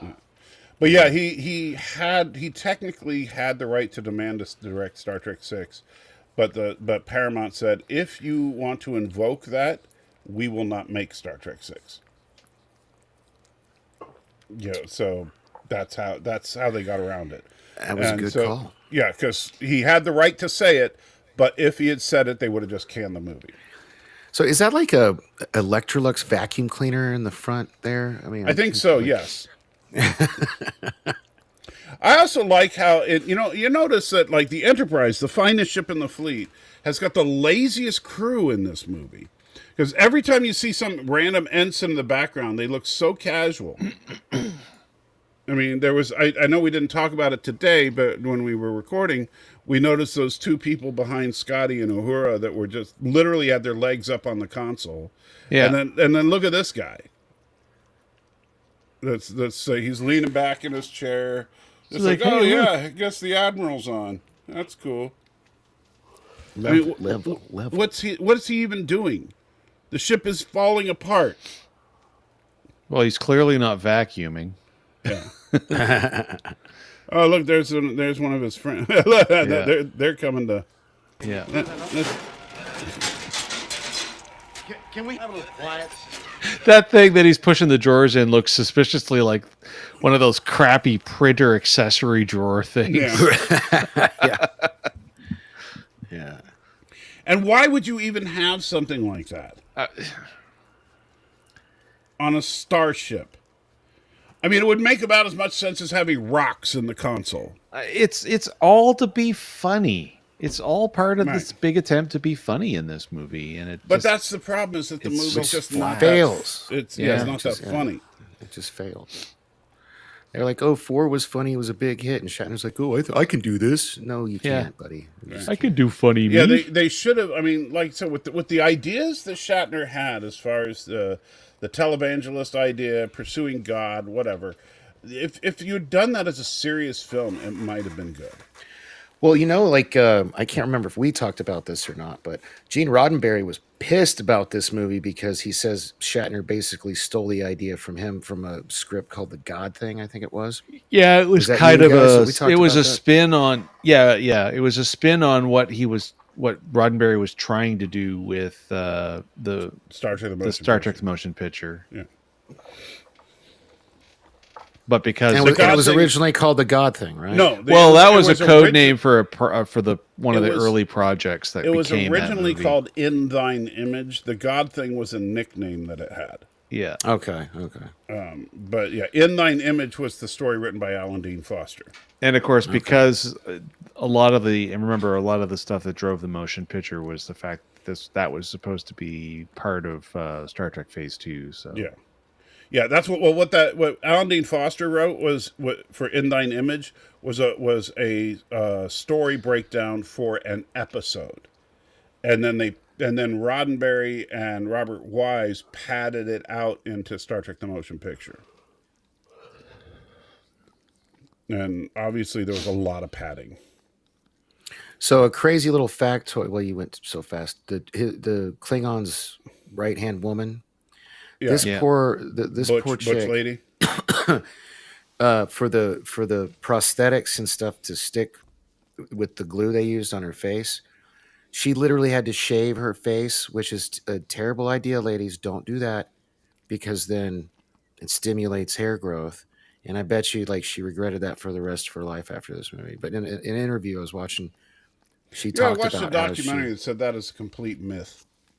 No, she says it in an interview I I'm watched. sure she does, but I've Oh, you're talking about the Yeah, it's scientifically probably shaving does more. not It's, make your hair grow back. yeah, it's like don't swim after you eat and all that stuff. It's It's- like things my mom told me. I've seen women with stubble, which is Yes, but that's because some women have testosterone running through their veins.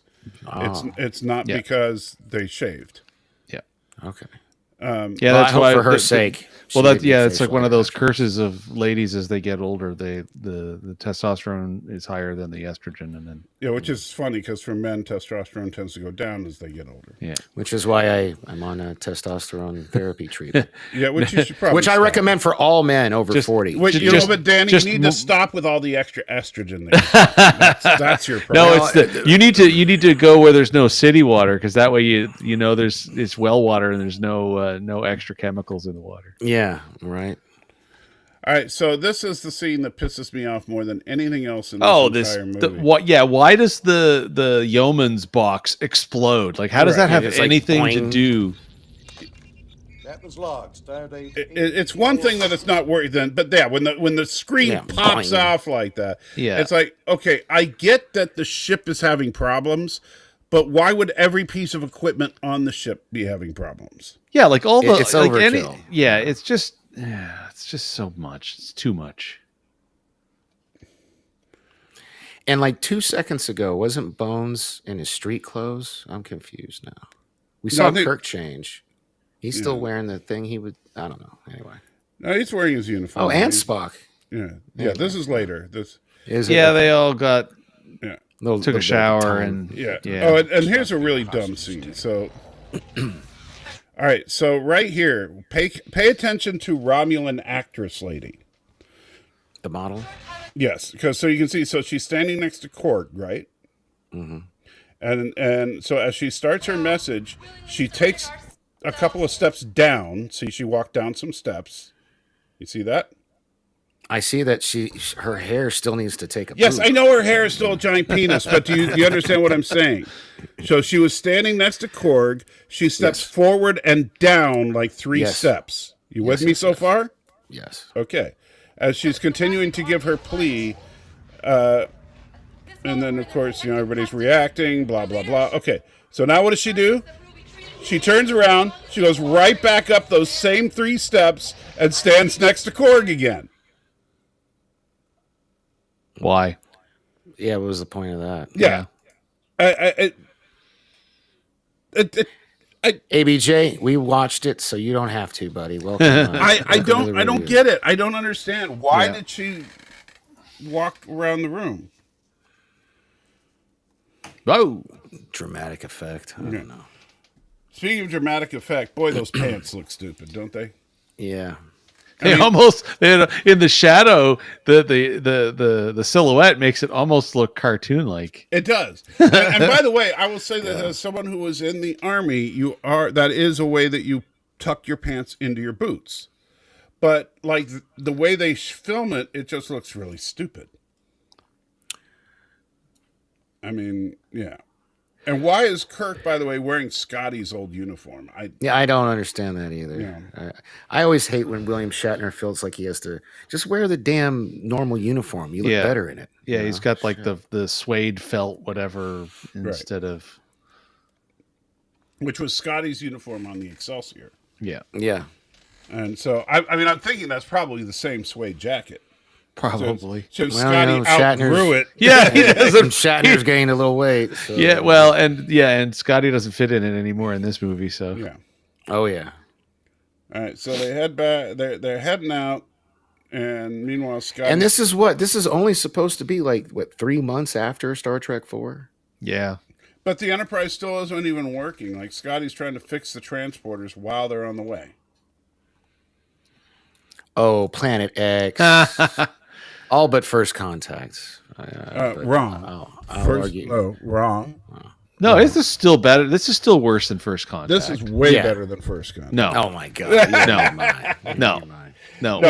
We'll have a proper nerd fight out of that one. Yeah, we will. because it's going to be First you Contact- versus Danny well, and me. First Contact is like the last Jedi of Star Trek. Because No, it's good not. Lord, no. It's well made. No. But it's the Force Awakens of Star Trek. Okay, it's not. No, that would be Generations.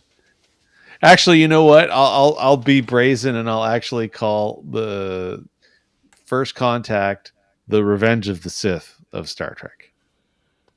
Revenge of the Sith? Yeah. That was the best one of the prequels. So Yeah. Yeah. That's a good analogy, actually. Yeah. This is the No, Of it's those not. that it's came- a horrible movie. Oh gosh. Hey, you're just asking for scale and I'm giving it to you. Kirk to Enterprise. But it's a bad scale.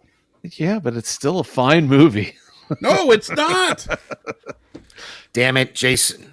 You got to tell this guy the line must be drawn here. This far. That's right. The Yeah, line 'cause is that's there. something- 'cause Yeah. that's something that Picard would do. No, that's something that No, that's something Captain PTSD. Ahern Yeah, I was would going to do. say that's what Patrick PTSD Stewart Picard. would do. Yeah, Sir Pat Stew wants to do that, which Yeah, is of but course that's why. the problem. Sir Pat Stew also won the Enterprise to become a freaking X-wing fighter or whatever. Yeah, I know. So, Sir Patrick Stewart should not have any creative control over Star Trek because we end up with the Argo. We end up with the line must be drawn here. We end up with Picard Hand-to-hand having combat and all kinds of stuff. Picard having mommy issues in the Picard series and. Him looking like a badass with that machine gun and a tuxedo. Yeah, which was so stupid. Hey, look, I could see Kirk doing that. You know, this is why, as much as everyone as a kid thinks that, transporters and holodecks are awesome, they are the worst thing to happen to science fiction writing. Yeah, well, they make everybody lazy. Yeah. What's with these terrible away mission uniforms? in These this movie? are rough. They're trying to make them look like real paramilitary uniforms, which they're on the right track. Keep the damn they should have maroon been- uniform. I don't Right. understand. Well, why- no, the maroon uniform wouldn't have worked for a mission like this. I can understand them changing into. Yeah, but it just looks. This is like the equivalent of Federation BDUs, battle dress uniform. Which, what's funny though is all I gotta say is when they decided to do the uniforms they gave the Makos in Enterprise, I like that. Yeah. Well, and that's basically what they were going for. But this is super weak sauce. Yeah.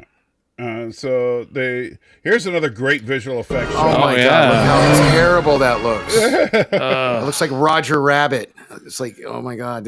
Was that literally animation? It almost looks like it was just Man, animation. yeah, like video games from 20 years ago look better than that. And Yeah. then so Chekhov starts bluffing Cybok while they're trying to figure out what to do. You guys remember in the trailer for this, they show the clip like this is Captain, Pavel Chekhov. I was Yeah. Everybody thought "Oh, they made Chekhov him was the captain. Yeah. Yeah. No. Lies. Okay, here's the cat lady. It's just the cat lady. He's like, huh? What? What? A woman? This is what happens when you're dehydrated. Yeah. They are very dehydrated at this point. Might want to pause it, bro. Yeah. It's like 3, 2, 1, pause. It's almost like it's like an 80s exercise tape. It's like, and 3 and 2 and 1 and pause and 3 and 2 and We'll do that a little bit there and shove it around, make it all wrong. yeah. Yeah. So can you tell that's the same body there, Danny? I don't know, man. All I can look at them butt cheeks. Damn. I showed you her butt cheeks when she was in the cat outfit. It's the same Yeah, but butt I'm not cheeks. Yeah, but there was a tail and fur, and it was Well, weird. it was Oh, distracting. so you draw the line at a tail. Well, no, it was keeping him from being able to fully absorb the 4. Yeah. Keep in mind, Danny is sitting there critiquing Cat Lady because she's got a tail. But he'll do this. No, I would do her from 1968. You said she was still hot. Okay, apparently the picture I found must have been way more than 3 years ago because she was standing at like a thing and, At a gala or something. yeah. and Well, she looked probably good. had a lot of assistance as well. Yeah. Because, makeup is a lie. Well, so. Danny does. He's like, hey, you know what? Once you've done a girl on a walker, I don't know the rest of that, but I'm sure You Danny guys are has. terrible. He's Come on, admit it, man. And so the desert guys are like just stupid and horny. yeah. And that's the most perfect placement for those moons. Oh yeah. Oh my. So there's Nichelle. Hello, boys. I do love the way she delivers that line. She almost sounds like Eartha Kitt there. Yeah. Yeah. Now she was the queen of sexy. She was too skinny, but dang. All right. All right. So then this is one of the few. Okay. So this is where I actually really dug the phasers. And what is with the stupid horns on the horses? Why are they unicorns? Because they gotta look alien. They don't look alien. They look like horses. No. They gotta look alien. And And horns on a horse And they have horns. equals you know, different. So that equals alien reasons. Or maybe blue. Why do they run around with paintball guns that they're afraid of? I don't know. But right here, when Sulu whips out the phaser, I think this looks really cool. It's actually neat that I love the beam sweeps if you Yeah. watch.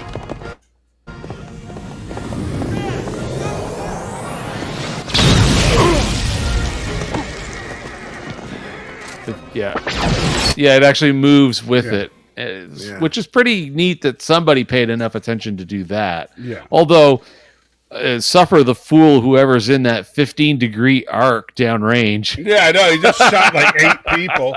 Yeah. Just Friendly fire! Friendly fire! You know? yeah, it's like Cyclops doesn't feel so bad anymore in in the X-Men.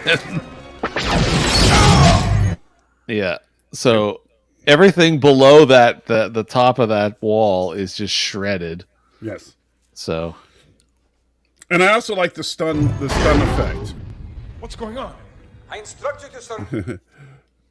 I like that everybody's like, "Oh wow, you mean you're attacking? I'm so shocked." And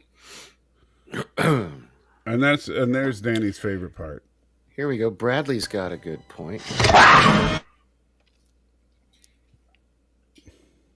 yeah, well, that's true. My forehead looks different, ergo I'm an alien. Well, see, that's why I like the original series. They just didn't bother. They just have, No, they just dressed them up in go-go suits and said, "Hey, you're an alien." Exactly. I was fine with that. Yeah, man. Yeah. All right, so Hey, they did gauges for people's ears before it was cool. this is Danny's fantasy right here. No, it's not. Really? Because you seem to love it when Grogu does this to you on a regular basis. You mean Goku? Or Goku, yeah, whatever. Grogu, yeah. My So when cat's name Goku is attacks you and you're like, he's such a sweet guy. He just loves me so much. Yeah, So you should want this should be your ultimate fantasy right here. Because unlike your stupid cat. No. I got the perfect line. I know this isn't the right geography, but in Soviet Russia, pussy jumps you.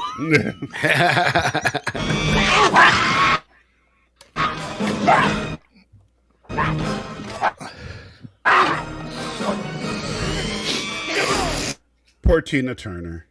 Yeah. simply the best.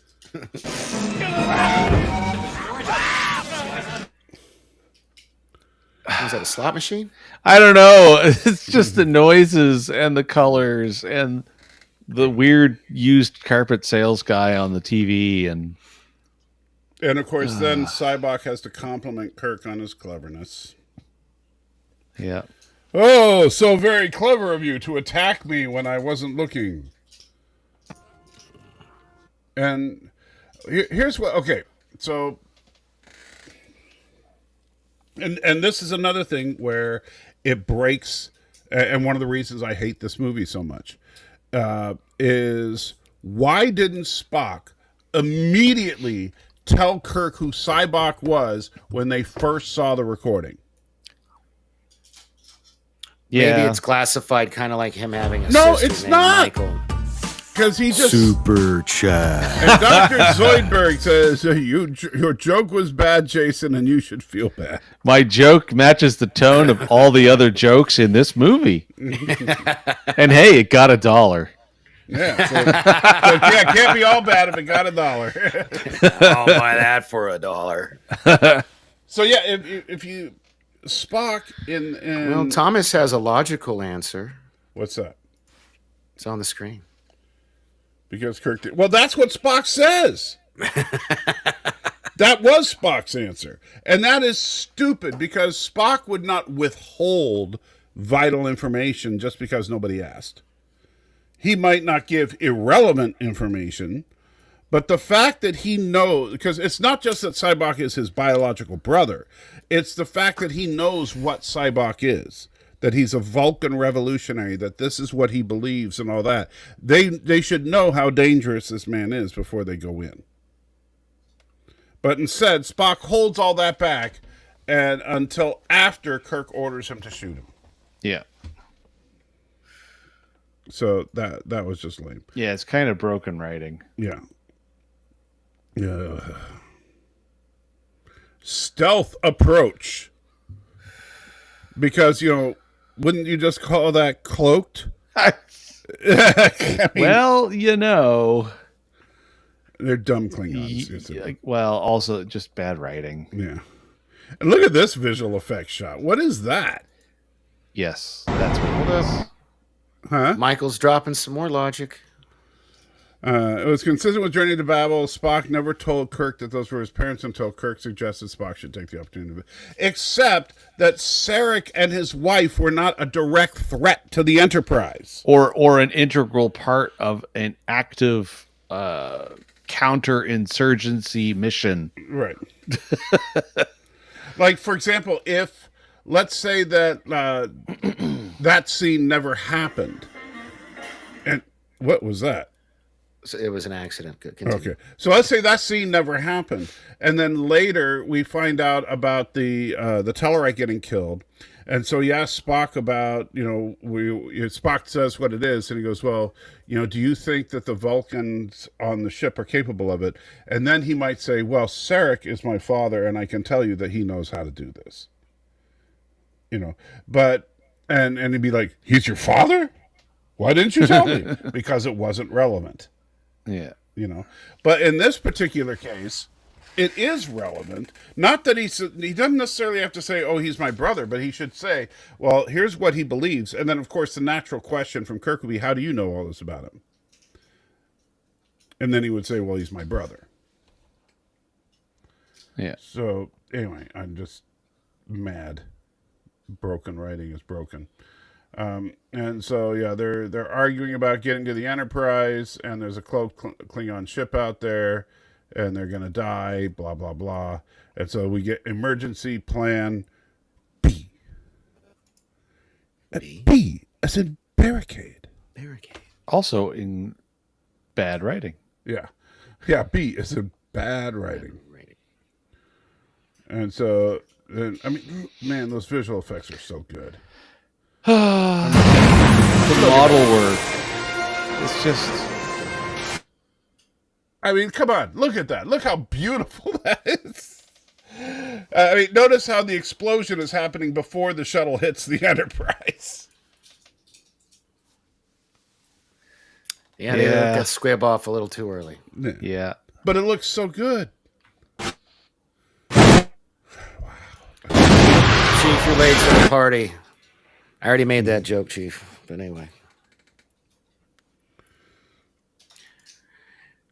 All right, so, and, he's good, because everybody's got to compliment Kirk at least once in the script. Yeah. Yeah. That is, I think, the rule. Everyone has to worship Kirk. He is That's secretly... why this whole thing, he hit his head. He's sitting there bleeding out at the bottom of El Capitan, and this is what's going through his mind. Yeah. And so this is the shoot him moment, which, again, there are two problems. Boy, her penis hair is really fully erect there. In full form. And look at Sulu. He's looking at the hair going, oh, my. Well, he played it straight in this series, so I don't know. Yeah. Yeah, but, he's still got to be impressed. And Uhura's just looking like, yeah, that looks painful. Anyway, now I forgot what it was. Oh, yeah. So another moment of bad writing, which there are plenty of, is when Kirk does give Spock the order to shoot Sybok. Despite the fact that Sybok is his brother, he would have shot him. Or like you said when we watched this, at least in the leg. You know what I Yeah. mean? Like, But he would have prevented Sybok from taking over the Enterprise when they had the chance. But no, they just didn't. And then the three old men get locked up in jail. Kind of like the future of our current presidential election. Everybody, you imagine it'd be funny. Just as a side note, be hilarious if they were both campaigning from jail. Or no, one from jail and the other one from the old folks' home, literally. So if you get the pause right, I want you to pause on Kirk when he's sitting down. I want to What, point on the something toilet? Oh, well. Well, it's a bench, but if you notice, there's actually a toilet lid on it. Yeah, It's a toilet, but it says something funny that does doesn't it? make sense it to says me. don't use it while in space dock. Yeah, it says don't use while in space dock. Yeah, there. Oh, yeah, right there. Yeah. Do not use while in space dock. And it's like because they don't want poop floating around. Yeah, It's the captain's log, More dad jokes. So yes, this is the one and only time in Star Trek that we get to see someone sitting on a toilet. Isn't that grand? Mm-hmm. And so what shall I say, apropos for this film. Yeah. To Kirk have is this be basically the taking film a big that- fat yeah, that we- shit on the franchise. Yes. Oh, wow, we did that at the same time. That's funny. All right. So meanwhile, Sybok just kind of casually takes over. I mean, and we don't see anybody's pain. That's what bugs me here. We don't see Chekhov's pain. We don't see Uhura's pain. We don't. My guess is that the two pains that we see later on coming up here have been considered sufficient to make it understood that everybody else experienced the same kind of thing. But I don't. Not. But I don't. Yeah, I don't consider it sufficient. Not only is it insufficient, it's too late at this point because McCoy and Spock are the last two people he attempts this on. Yeah. So what we really needed to see it on Gummy at the beginning of the movie so we understood what he was doing to people. Yeah. Yeah, can't argue with that. What was the runtime on this flick? Hour 46. I mean, that's still, no, they wouldn't. They'd had to cut some other stuff. Oh no, there's nothing you could possibly cut from this movie. Just ruin it. Yeah. let's cut all the good stuff, like explaining the joke at the start of the movie and having anything that explains anything else. We don't want to cut the jailbreak scene. That was gold. Yeah. Speaking of which, it's the jailbreak scene. And by the way, so Kirk's up there messing around with stuff, and Spock, and after he fails, then Spock explains that the cell is, you can't break out of it, and he's tried. And it's like, maybe, what is with Spock not giving information in this? Why didn't he say this before he put Kirk on his shoulders to climb up there and mess around with the pipes that could kill him? Yeah, he's extremely unsharing in this movie. I know something you don't know is basically the game he's playing through this entire thing. You okay there, Danny? No, it's just... You asleep or what? No, do you not... Meanwhile, on the set of Star Trek The Next Generation... Yeah! Right? two random people stand there in the corridor just listening to Cybok as he's like, by the way, I took over the ship. And they're like, oh, okay. Good. And all of a sudden, the shuttlecraft bay got wider? Yeah, I know. It's so little... Yeah. But hey, that's cool. Inconsistency is the only consistency. Right. And then we get during that scene, according to Anthony Mark, I don't know if he's still in the chat, the one a second ago when they were talking about, I happen to know for a fact you don't have a brother. There was a line, I guess, cut out, which hindsight being 2020 is a good thing. But Anthony Mark says that Kirk says, "Do you have any other siblings that I need to know about?" And Spock says, "No." But that they cut. Oh, it got cut. I have never. You know what? I've only heard that rumor after Discovery came out. I don't think it's true. Okay.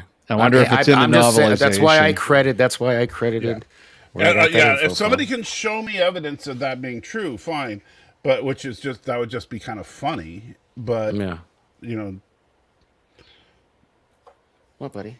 But and this is another scene where, okay, let's make the three greatest people in the Federation complete morons as they're listening to Scotty in Morse code tell them to stand back. And what was the point? Because he gave them 1 second after he was done to stand back. And then blew open the wall, and that's a tritanium or whatever it's called wall, which means that had to be enough explosive force to eviscerate anyone that was in that room. So Kirk, McCoy or Scotty should have stuck his head through and goes, "Okay, and just seen a big pile of guts on the floor." Right. And Alex, no, that sounds like something stupid that Kurtzman would do. However, I think Danny would not have opposed to it. I don't know. No, Kurtzman would have found a way to make it offensive. She would have jumped on Kirk. Oh my God, really? So this is my new Gates McFadden. Apparently, he's going to keep that up forever. Well, if you'd rather have me bring up pictures of Gates McFadden, I would, as a matter of fact. So yeah, what do you think about Scotty and his explosives? I know. Is it just me, or does that wall look just like? I was gonna say it looks like sheetrock at best. Not even. It looks like that foam board like my kids use for science projects. Yeah.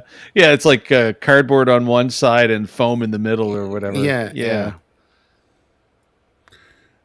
But I'm just saying, don't you think that the explosive force would have completely annihilated? Yeah, nobody's disagreeing with you. That's Just making sure. Let's see. Bear with me just a second here.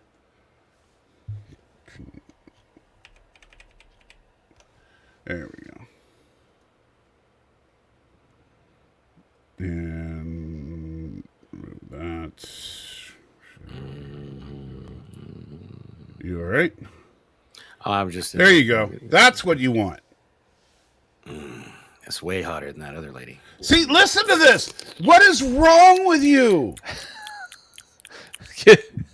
Can we get back to the bad movie? Yeah. That's like, oh man, I could really go for some oatmeal right now. Hey, I like oatmeal. I'm not What's saying wrong with oatmeal? No, here's my point. I have no problem with oatmeal, but nobody goes, oh yeah, I really want some oatmeal right now. I don't know. Nobody has ever said that. If there's a craving, there's a craving. Clearly, I have mommy. Oh, wait a minute. We're live on the internet. What am I talking about? Sure, there's actually a website dedicated to oatmeal lovers. Yeah. Chief, if that's true, provide proof. Otherwise, Salty says it's... Page. I need evidence. Yeah, page number from a novelization or an original script photograph is required. Yeah. People just saying that doesn't mean much. Yeah, baseless assertions I think that, are baseless. I think people are just saying that because they hate Michael Burnham, not because it's true. Yeah, exactly. And don't Which get me I wrong, get. I'm not defending Michael Burnham. No. I just want that to be clear. I'm just saying that I think that's the reason the people are doing that. Yeah. All right, so then you get Scotty being an idiot. See, this whole movie relies on everybody being idiots. Well, and bad humor. Yeah. And by the way, was there ever, did Scotty ever get brainwashed? Or was he just kind of going along with it? No, he got left knocked out on the ground. No, remember? But then they find him. Yeah, and only about to Uhura happen. found him though, Yeah. not Cybok though. Yeah, but Uhura seems to convince him that everything's cool. I don't remember how that scene goes because the movie doesn't mean that much to me. Yeah. So, And so then we have the lovely scene of them climbing the 78 decks. Yeah, on a ship with only 24 or 23 decks on it. Yeah, that are in reverse order. And wrong order. And they should be alphabetized. Not Not numerated. by the way, I did look at that a little bit closer. Yeah. The alphabet applied to the TOS pre-refit. I'm pretty sure that in Star Trek 2, everybody's favorite, Sure. When Kirk beams back from Regular 1, and they go to the turbo. Oh yeah, everything below below C deck. C deck. Yeah, no, you're right. You're right. Yeah. So maybe it's only the new ones forward. Either way, the order is definitely wrong. But the new ones are also 78 decks. No, but the order is wrong. No matter whether you're using numbers or letters, the order is incorrect. I think here's the problem. We're all wrong. You see, this is what proves that Discovery is a really good show. Yeah, that's right. Because they just show us what the turbo lifts really look like. Yeah, once you're in the turbo lift, it's infinite space. Yeah. That's true. Yeah. So you're right. So there we go. Proof. Yeah. This scene proves that Star Trek Discovery is good canonical Trek. And nobody dies from the thruster boots blasting in the face. We went through this before when it was just the three of us, but let's take a look again, shall we? So here we have Spock, Kirk, and McCoy hovering at deck 10.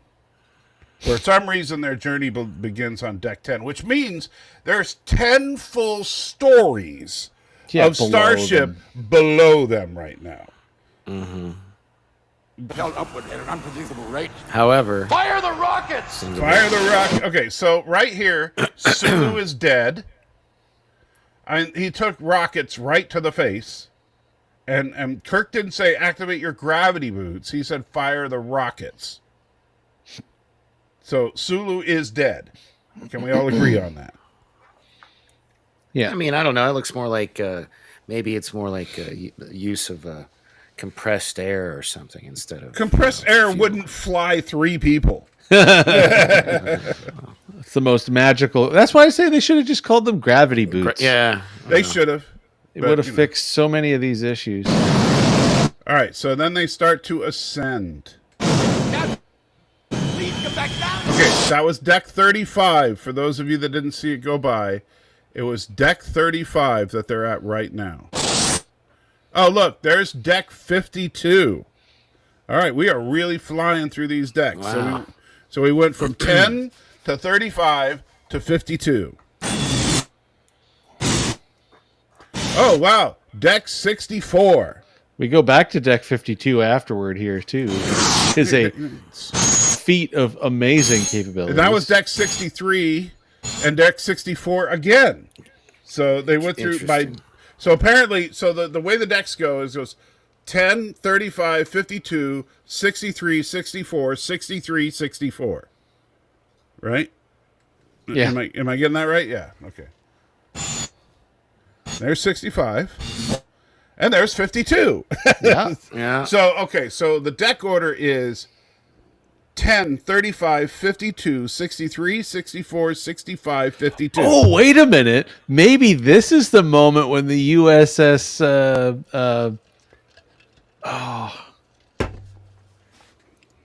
Kelsey Grammer's ship goes back or gets stuck in time. Yeah. Maybe this is like yeah, a wave effect, and like it a- caused them like to a- repeat this moment. Or maybe this is the delusions of a man in a coma who just fell off of, El Capitan. I would, yes, that is an equal opportunity possibility. Yes. Oh, look, that's deck 77. So they've gone all the way from 52 now to 77. So, and there's 78. Look how much. Okay, so he just passed deck 78, and this is what they have ahead of him still. Yeah. So that means that the Enterprise is at least, 100 decks? Well, it's going to be a good solid 88 because of the I think 10 that that's they more. were already at, right? It's got to be at least 88. Well, yeah, but I'm saying that if they just passed 78 and looking up is all that Oh, still. I just saw this comment, Darth Maul. Darth Maul, that's wrong. True, it's true, but it's wrong. Yeah, so 88, it's easily 90 something. Oh, look, there's 78 again. Yeah. So okay. Oh, and I do love. Okay, I'm tracking forward with you just for the fun of it at the same time. But if you go forward just like another 5 or 10 seconds when they stop at the top, Yeah, there's 78 again. but at the top when they stop, it Yeah. says stop on the wall. Well, yeah. Gotta have What? something. Why? Well, we'll get there in a minute. What's the So point? wait, want to make sure. So don't throw off my memory. So the decks of the Enterprise are 10, 35, 52, 63, 64, 65, 52, 78, 78. I think that's what we've seen so far. Something like that, yeah. Yeah. All right. And stop. Warning, this is the end of the ship. And so they settle down. I'm afraid I overshot the mark by one level. Nobody's. Yeah, see, look on the side. It says stop. Right. Yeah. All right. So it makes perfect sense. They're in a TARDIS. Let's see.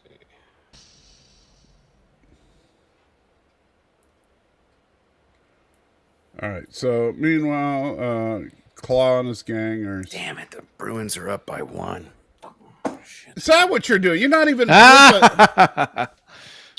Seriously, Danny, come on. I was just checking the score. No, you've been watching the game. Admit it. I have not. That's why you haven't been talking much. You've been watching. Well, you're watching it's the intermission. It's second intermission. Like, so you can take a break from watching your game to join the live stream you've been a part of. I've been talking and interacting with people, chatting, Twitter. Not like you Discord, should have been. You know. Okay. So turn off your TV or whatever you're watching the game on. You can do it. Grab the remote. Turn it off. Turn it. Is it off? It's off. We'd do like Thomas has watched the lenses of his glasses. Because Thomas is always beating up on me. I can see the colors changing because the colors are different on his glasses. Whenever I'm browsing around trying to do research on stuff. So then we actually get the one time that we see him use it's been a while since I've seen a comment from this lovely lady, Bondage hey, Brittany. Bondage, how you doing? Romulus One Frederick was agreed to make three-way neutral embassy one. I mean, yeah, you would think it would look like Space Dock. Or not some rundown bar. Some like palace from Saudi Arabia or something, maybe. Yeah. Something. So this is where Scotty wakes up in sickbay, and Uhura's like, "Oh, don't worry, I'll make it all better." And and he's just like, "I don't quite have the strength for that right now." But a sex joke, huh? Yeah.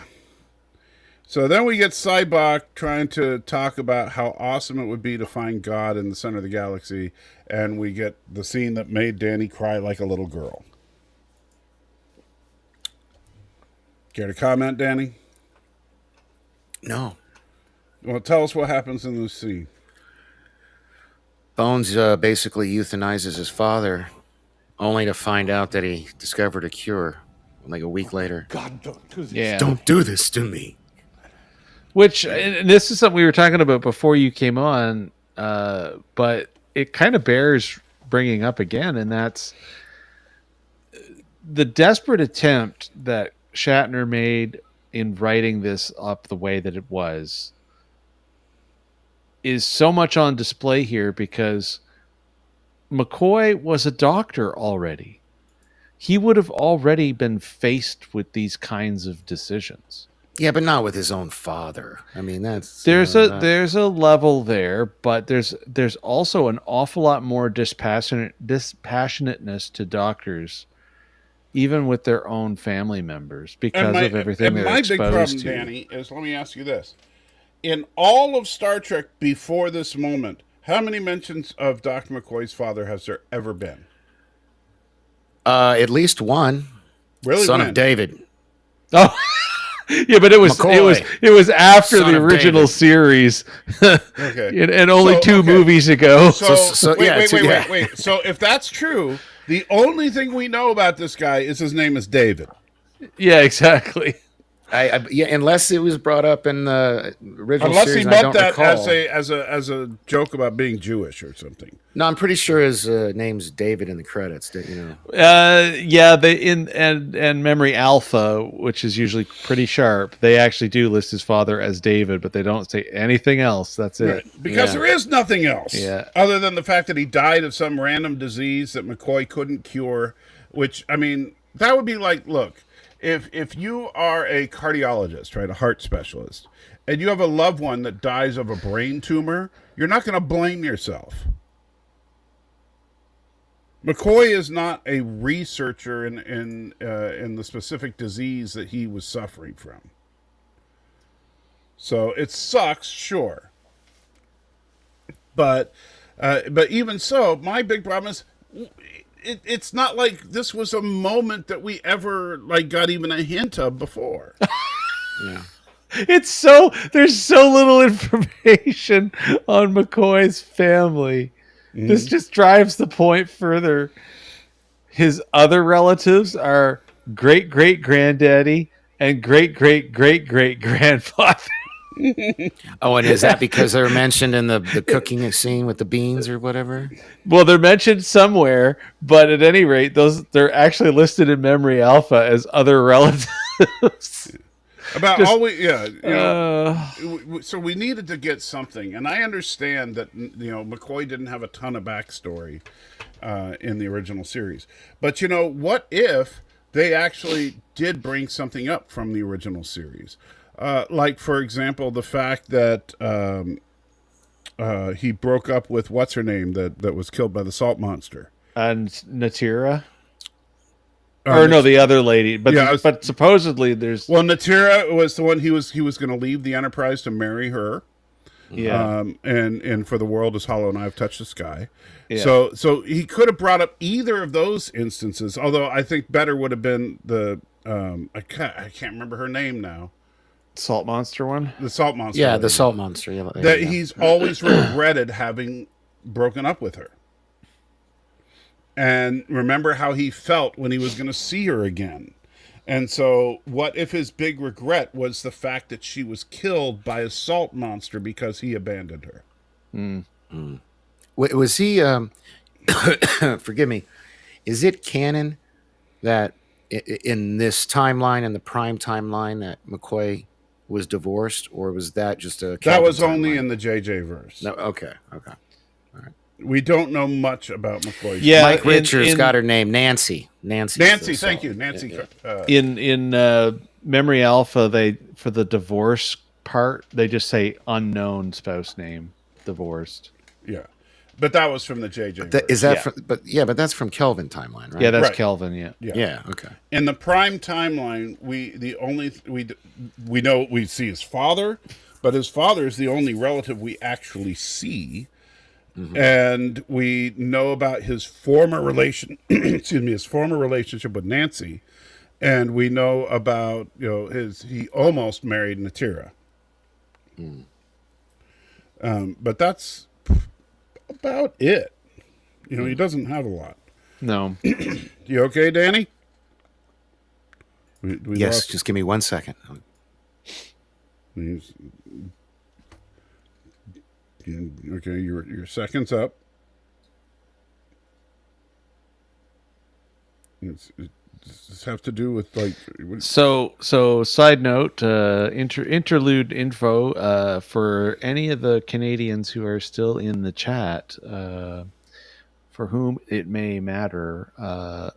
Our former Prime Minister Brian Mulroney why are you passed away talking about politics? because it's a person who died. Oh, okay. Calm down. Nobody cares. It's Canada. That's why I said to the Canadians in the crowd, Brian Mulroney, who was a 2-term prime minister, which is a big deal up here. That doesn't happen super often. Not in the How long is a term up in Canada? Usually 5 years, so that's like a 10-year run. Oh wow. Yeah, More than this. yeah. So So yeah. He was 84 and he passed away. He was in power at the same time as Maggie Thatcher and Reagan. So that was a while ago. yeah, All right, so McCoy pulls the plug on his dad, and his dad dies a peaceful death instead of suffering. But then they found the cure, and so McCoy, blames himself. yeah. And then they go on and do Spock and Jim and Thank you. Thomas explains why he gave me an excellent diagram that I need to share with you guys. oh, So bear with me. So he found an official diagram of the turbo shaft for the Enterprise A. oh, this should be good. Just wee. Yeah, that's that. Well, you see, that's why you see the same deck numbers over and over, is because it goes down and up and down and up. So there we go. That is what the actual turbo shaft looks like. Oh my. All right. So after McCoy, explains that, he did his, duty as a son and felt bad because he couldn't save his dad.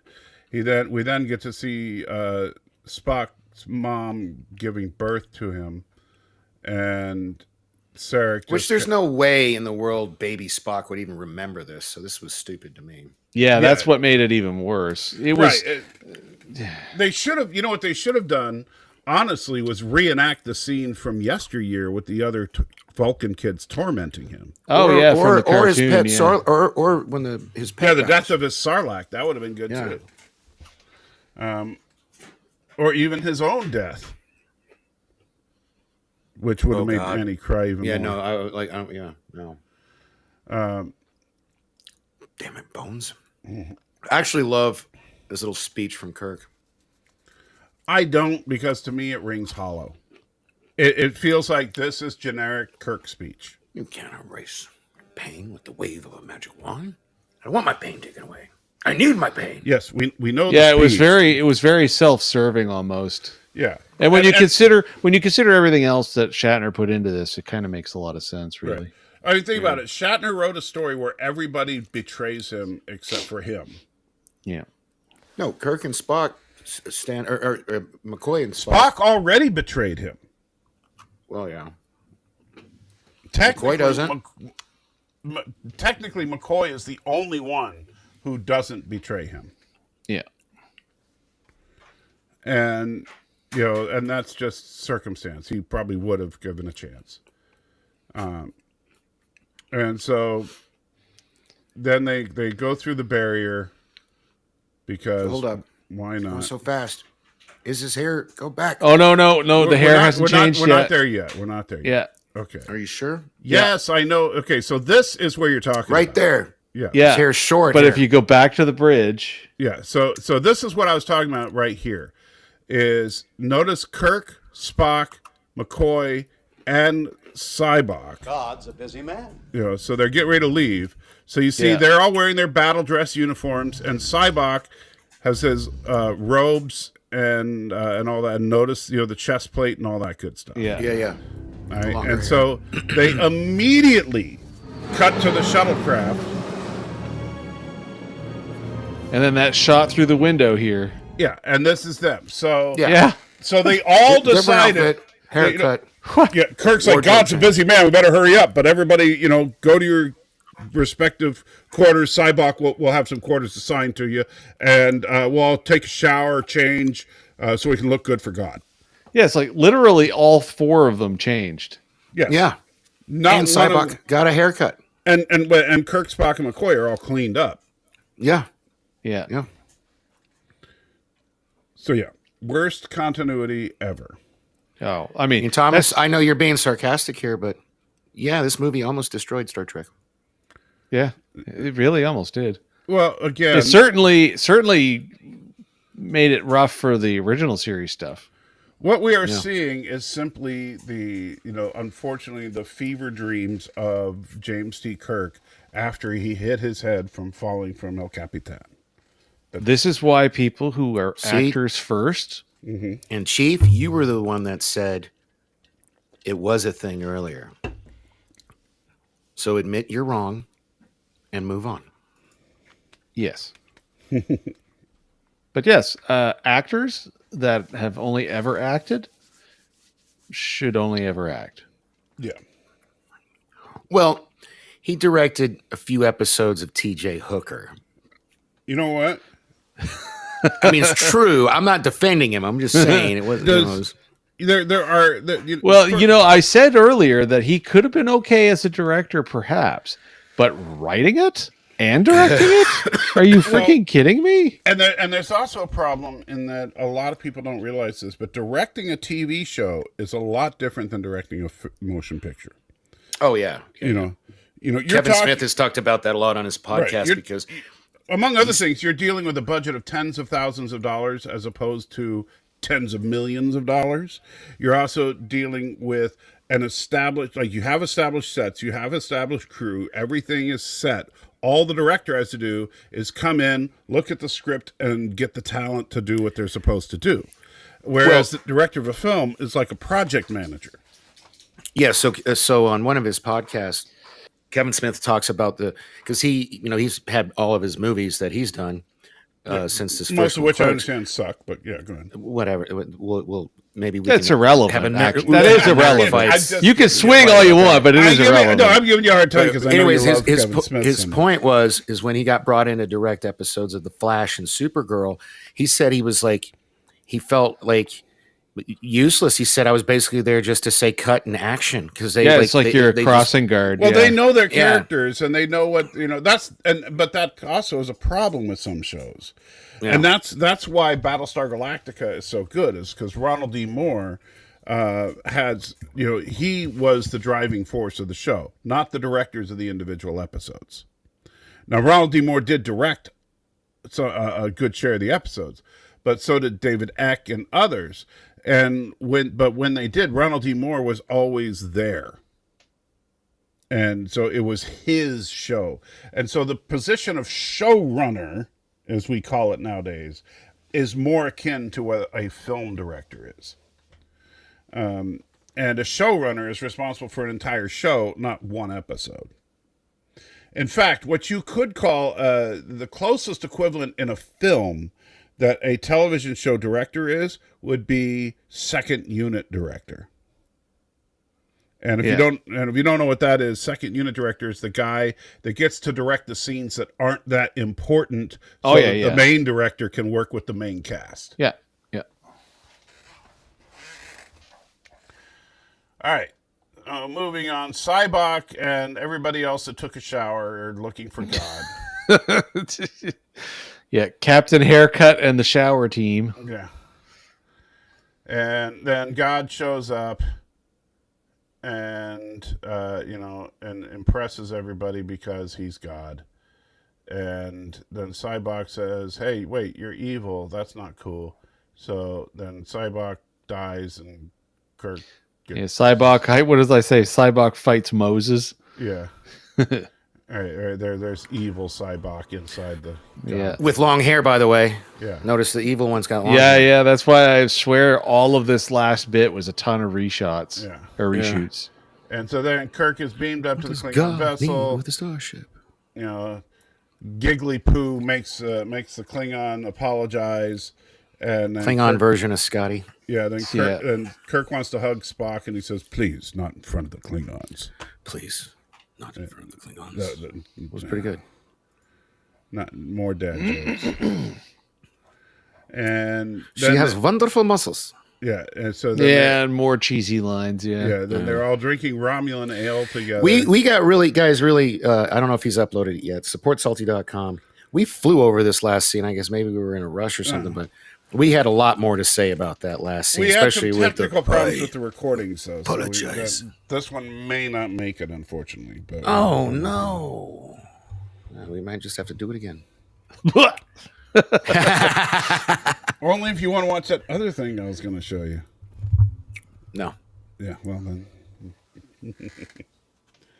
that you're going to watch that eventually.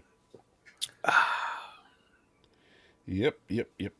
And so there we go. And then we go back to the campfire, and Spock plays "Row, row, row your boat" on his harp. We should do that right now, guys. There's 3 of us, 3 of them. We could go in canon. Could be fun. We really don't want me singing immortalized on the internet.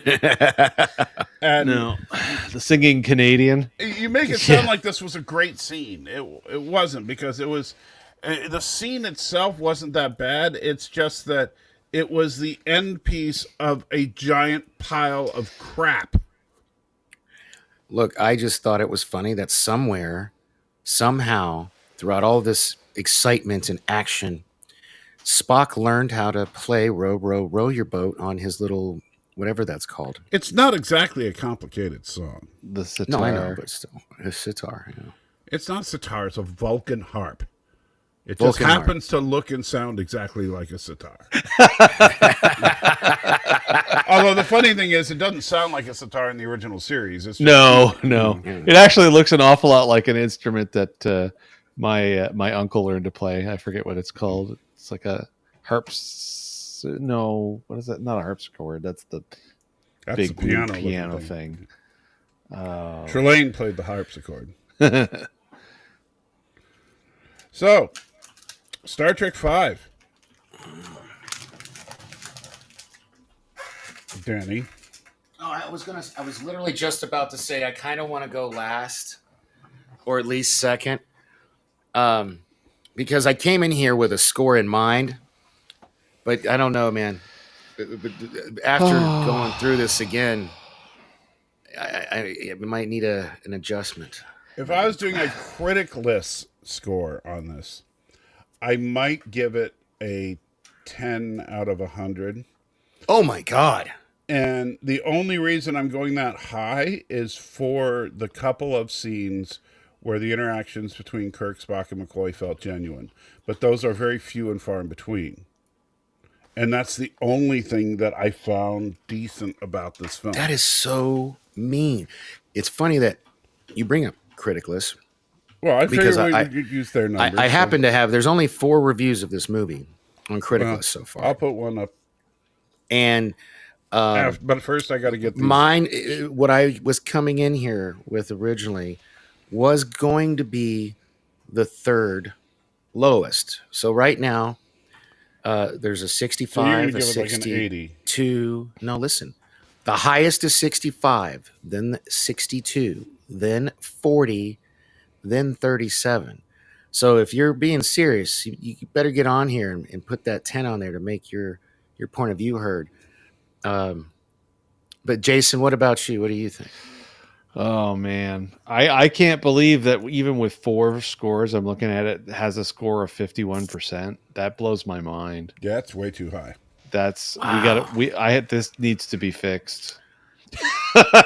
Well, both of you need to put in your yeah. reviews. Oh yeah, it's gonna happen. I need to adjust this wrong in the universe. I don't know. What are you gonna If give I it? was even being the least bit gentle, the highest I could ever go with this is like 2 out of 10. So 20%. Yeah, and my to be God. honest about it, because of the way the 5 bars work on Criticless, I won't give it a 2 out of 10 because I do not want it to be above the heinous. Heinous. Oh, so Heinous. you'll stop at 19%. I will guess? stop at 19, and I may even go much lower than that because honestly, for me, like.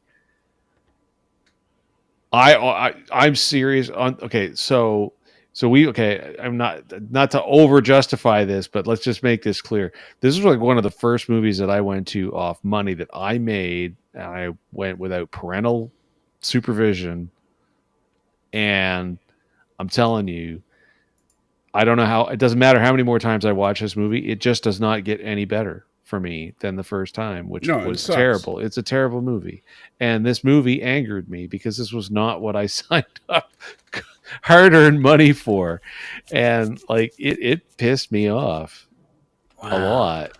And like I would almost, if I was in the wrong mood, I'd be almost willing to give it a 0. Because it's just.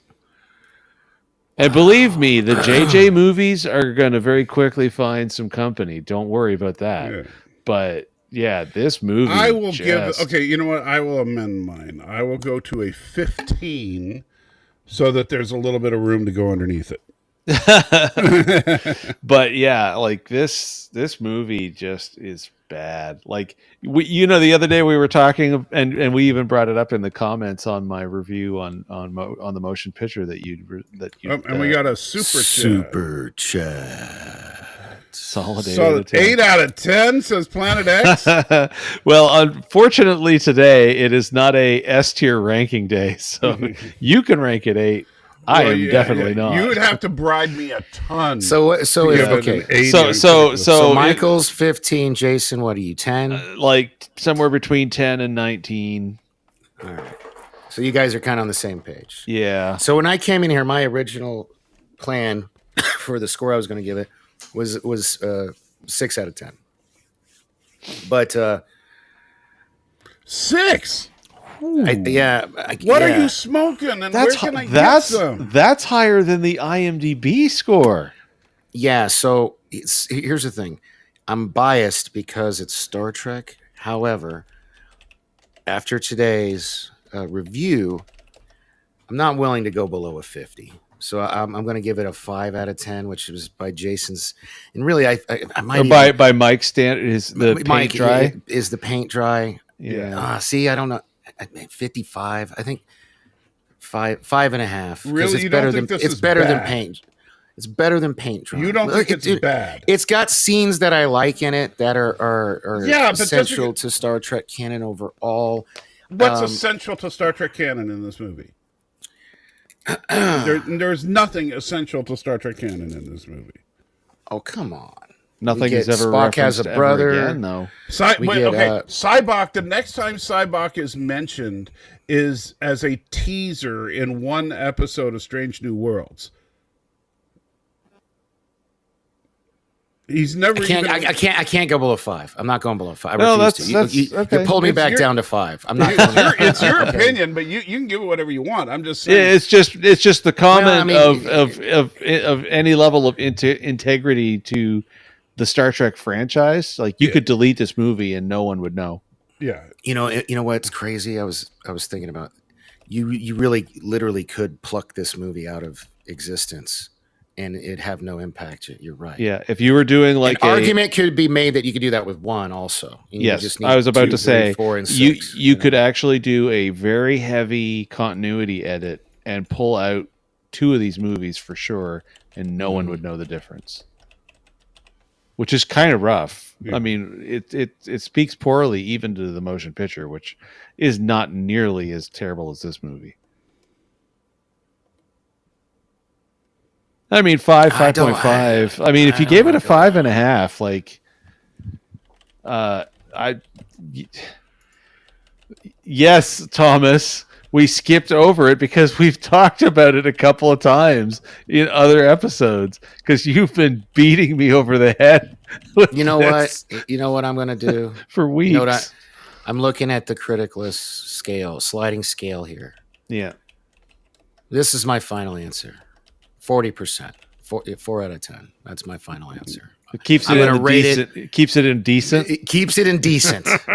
I came in. I went in to check and see. I was like, he's looking at something. What's he looking at? Oh, he's got to be looking at the thing. Yeah. So I was sliding the scale. I was like, I won't go below decent. Yeah. It's not bogus. It's decent for me. Yeah.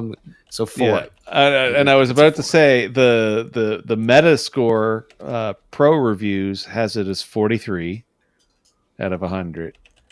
And out of 100 for the user scores, it's only 54 out of 100. So nobody thinks that this is a particularly excellent movie.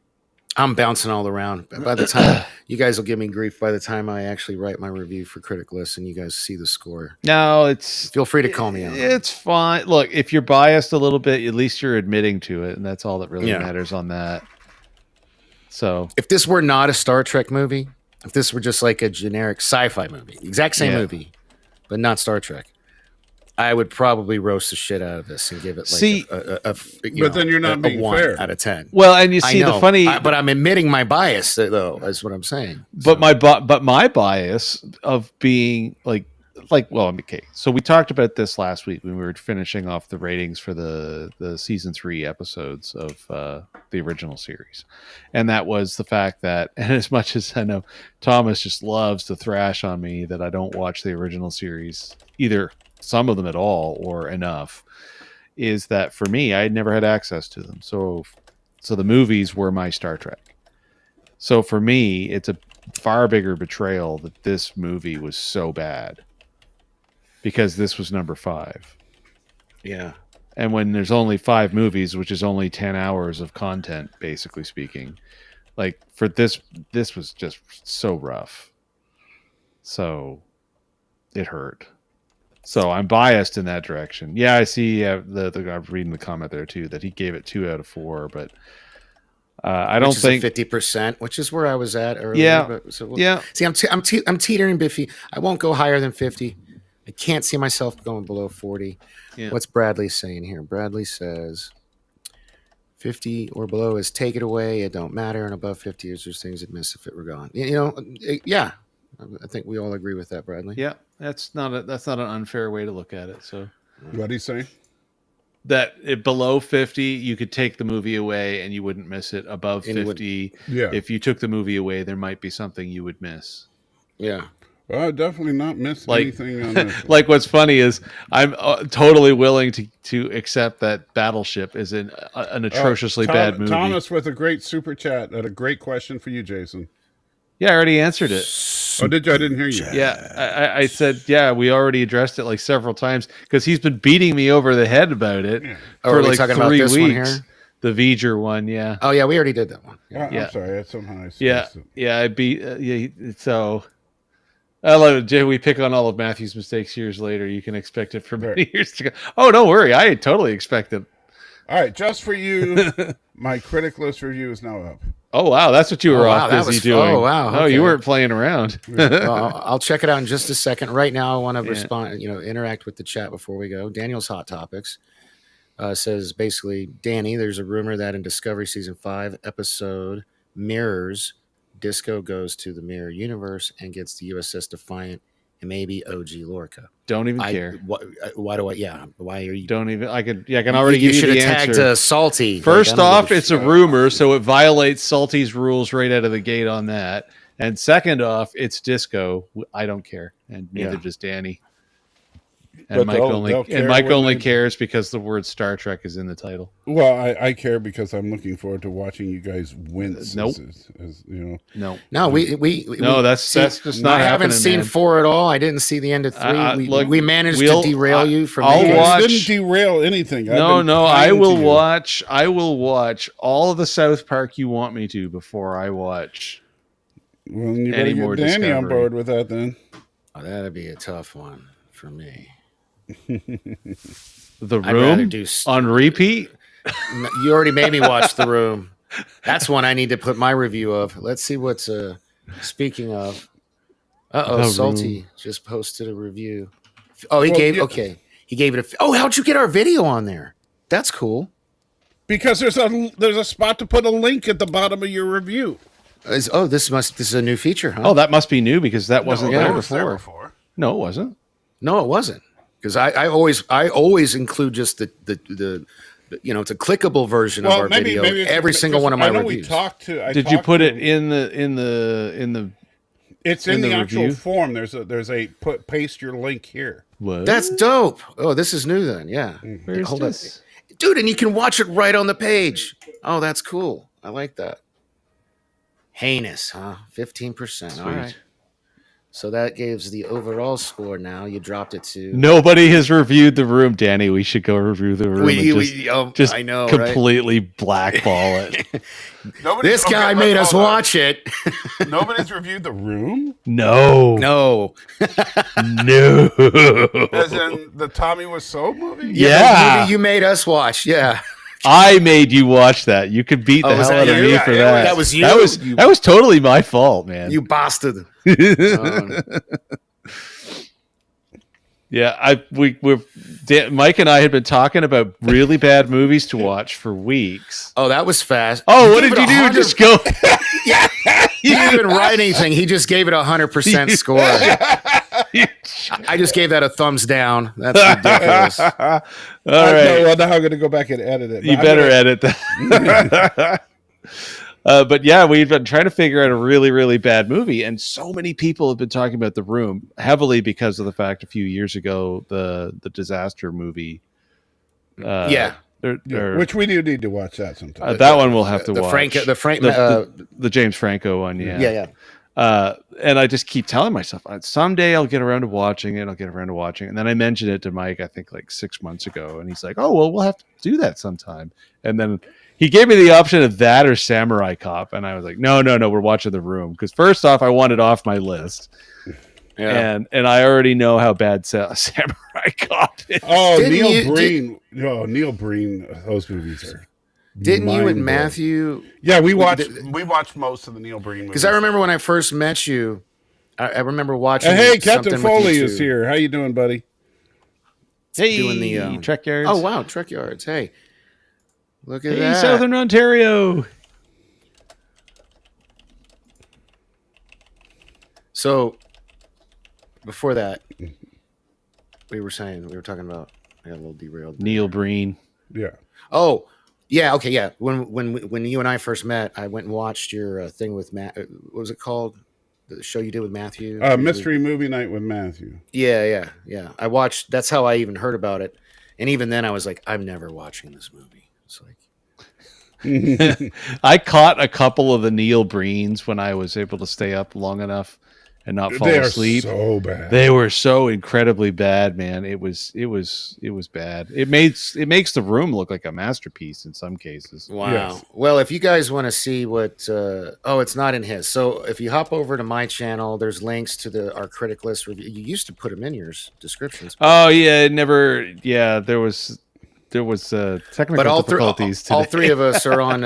All three of us are on critic lists. The links to all three of our critic list review pages are in the description on my video. This live stream, which I'm sure afterwards we might add. Will we add them to this one, or maybe, Jason?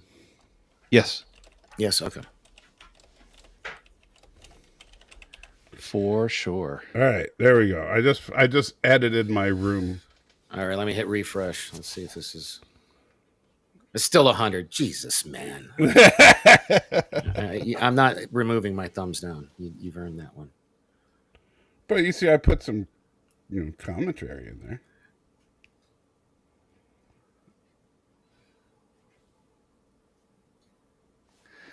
We also see titties. You left that out. Yeah. Yeah, but I mean, the main thing about the rooms, the nudity in the room, is you learn how to have sex with someone's belly button. Yes. No, that came up quite a few times. Is that one on the Support Salty, our watch along of the room? I'm not. I don't think we. I'm not sure. I'd have to go back and look through the archives. Okay. But yeah, that one was a classic. I do think we need to watch Samurai Cop one of these days, though. You might like Samurai Cop a little more. Yeah. It actually has action in it. It would actually make more sense to because I haven't seen what's the Franco movie called? Disaster Artist. Disaster Artist is Disaster Artist. Yeah, it's the making of the room, basically. It's a movie about a bad movie, which means it's probably going to be. It's actually a movie based on a book written by a guy who was in the room. Oh, look at this! And Thomas wants us to do Battle for Endor because that was something that me and Matthew were Thank you. supposed to do. That Geeky Canuck just Battle gave it a for 0. Endor. Ooh, I actually no, I used to have that on DVD. I might still have it on DVD. I have to look. There, I've balanced the world out a little bit. It's down to 50%. Yes, he gave it a 0, and pretty soon I'll be giving it a 0 as well. So Come on, people, go on the critic list right now. Give the room 100%. Bring that score back up. oh my god.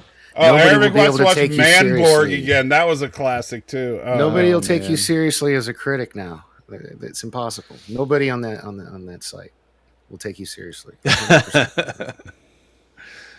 Oh man. You know what? People will watch that movie because of my review, and then they'll say, "Thank you so much." Betty keeps calling me. But yes, Eric, we should watch Manborg. The problem is, see, here's What is Manborg? I don't well, know. you see, that's the problem. You guys don't appreciate crappy movies, and so like, I can't. Yeah. Life is too short, man. My life is a crappy movie. I need the escape. Okay. I'm not talking about your life. I'm talking about movies. No, but that's what Danny's point is, though. It's like your life. If he's gonna add anything else to it. Wait, you feel so bad about your life. You watch a movie okay. like Manborg, and He's you're trying like, to take it the other way. It's not so bad. I didn't do this. Yeah, I could have been in that movie. So I'm glad that I'm where I'm at. See? Or you could actually go and say something like, I wasn't the producer that signed off on this. Yes. Yeah. All right. So yeah, some of them, and any Neil Breen movie. Oh man. Okay, do you know what's kind of frightening? Manborg, made in 2011. Yes. It's had a sequel, I think, or two. It has the same IMDb rating as Final Frontier. Not surprised. 5.5 out of 10. I don't even What's know how that works. Is there like a short synopsis you can give me? Because I have no idea. A soldier brought back to life as a cyborg fights alongside a band of adventurers against demon hordes in a dystopian future. Okay, I'd watch that. Yeah, Watch that before Samurai Cop. It sounds like it's good, right? Yeah. Until you realize, remember, this movie was made on a budget of like $18. There's shots in the trailer for this that look like they were stolen right out of Captain Power and the what was that called? Why don't you share the trailer so people can see it? Then that way we can. Oh, well, so it's the one that's on the IMDb site. So. yeah. I mean, is there not? You really want to get trailers on copyright YouTube. struck right before the 3-hour mark? I'm sure we already got hit. I'm not overly worried. Manborg trailer on YouTube. Let's see. Manborg 2012 official trailer. Horror movies HD. Oh my goodness. Yeah, you might get tagged hard if I let this play because it's got almost 650,000 views on it, so it's got enough popularity. Yeah, it's pretty bad. I'll put the link in the chat. There we go. There's a compromise for you, Michael. Yeah. But yeah, what is it? Captain Power and the Soldiers of the Future? I don't know if you guys ever saw that show from the 80s. I've heard of it, but I've never seen it. I've never even heard of it. Oh, it's pretty. I mean, it was a kids show. It was pretty decent for a kids show, but it's pretty rough. It doesn't stand the test of time at all. All right, here you go. So, And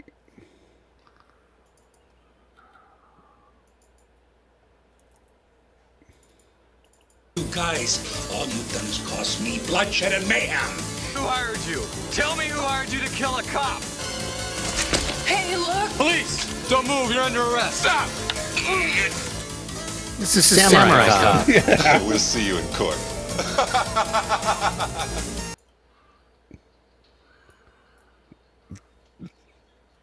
What you doing? why did it go away? I don't know.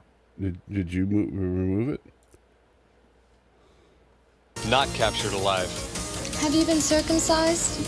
Well, your doctor must have cut a big portion of it off. No, he was a good doctor. I'm telling these son of a bitches that if they continue Was that her way of saying hello? stinking bodies Yeah. in garbage bags and ship them back to Japan for fertilizer. Got it?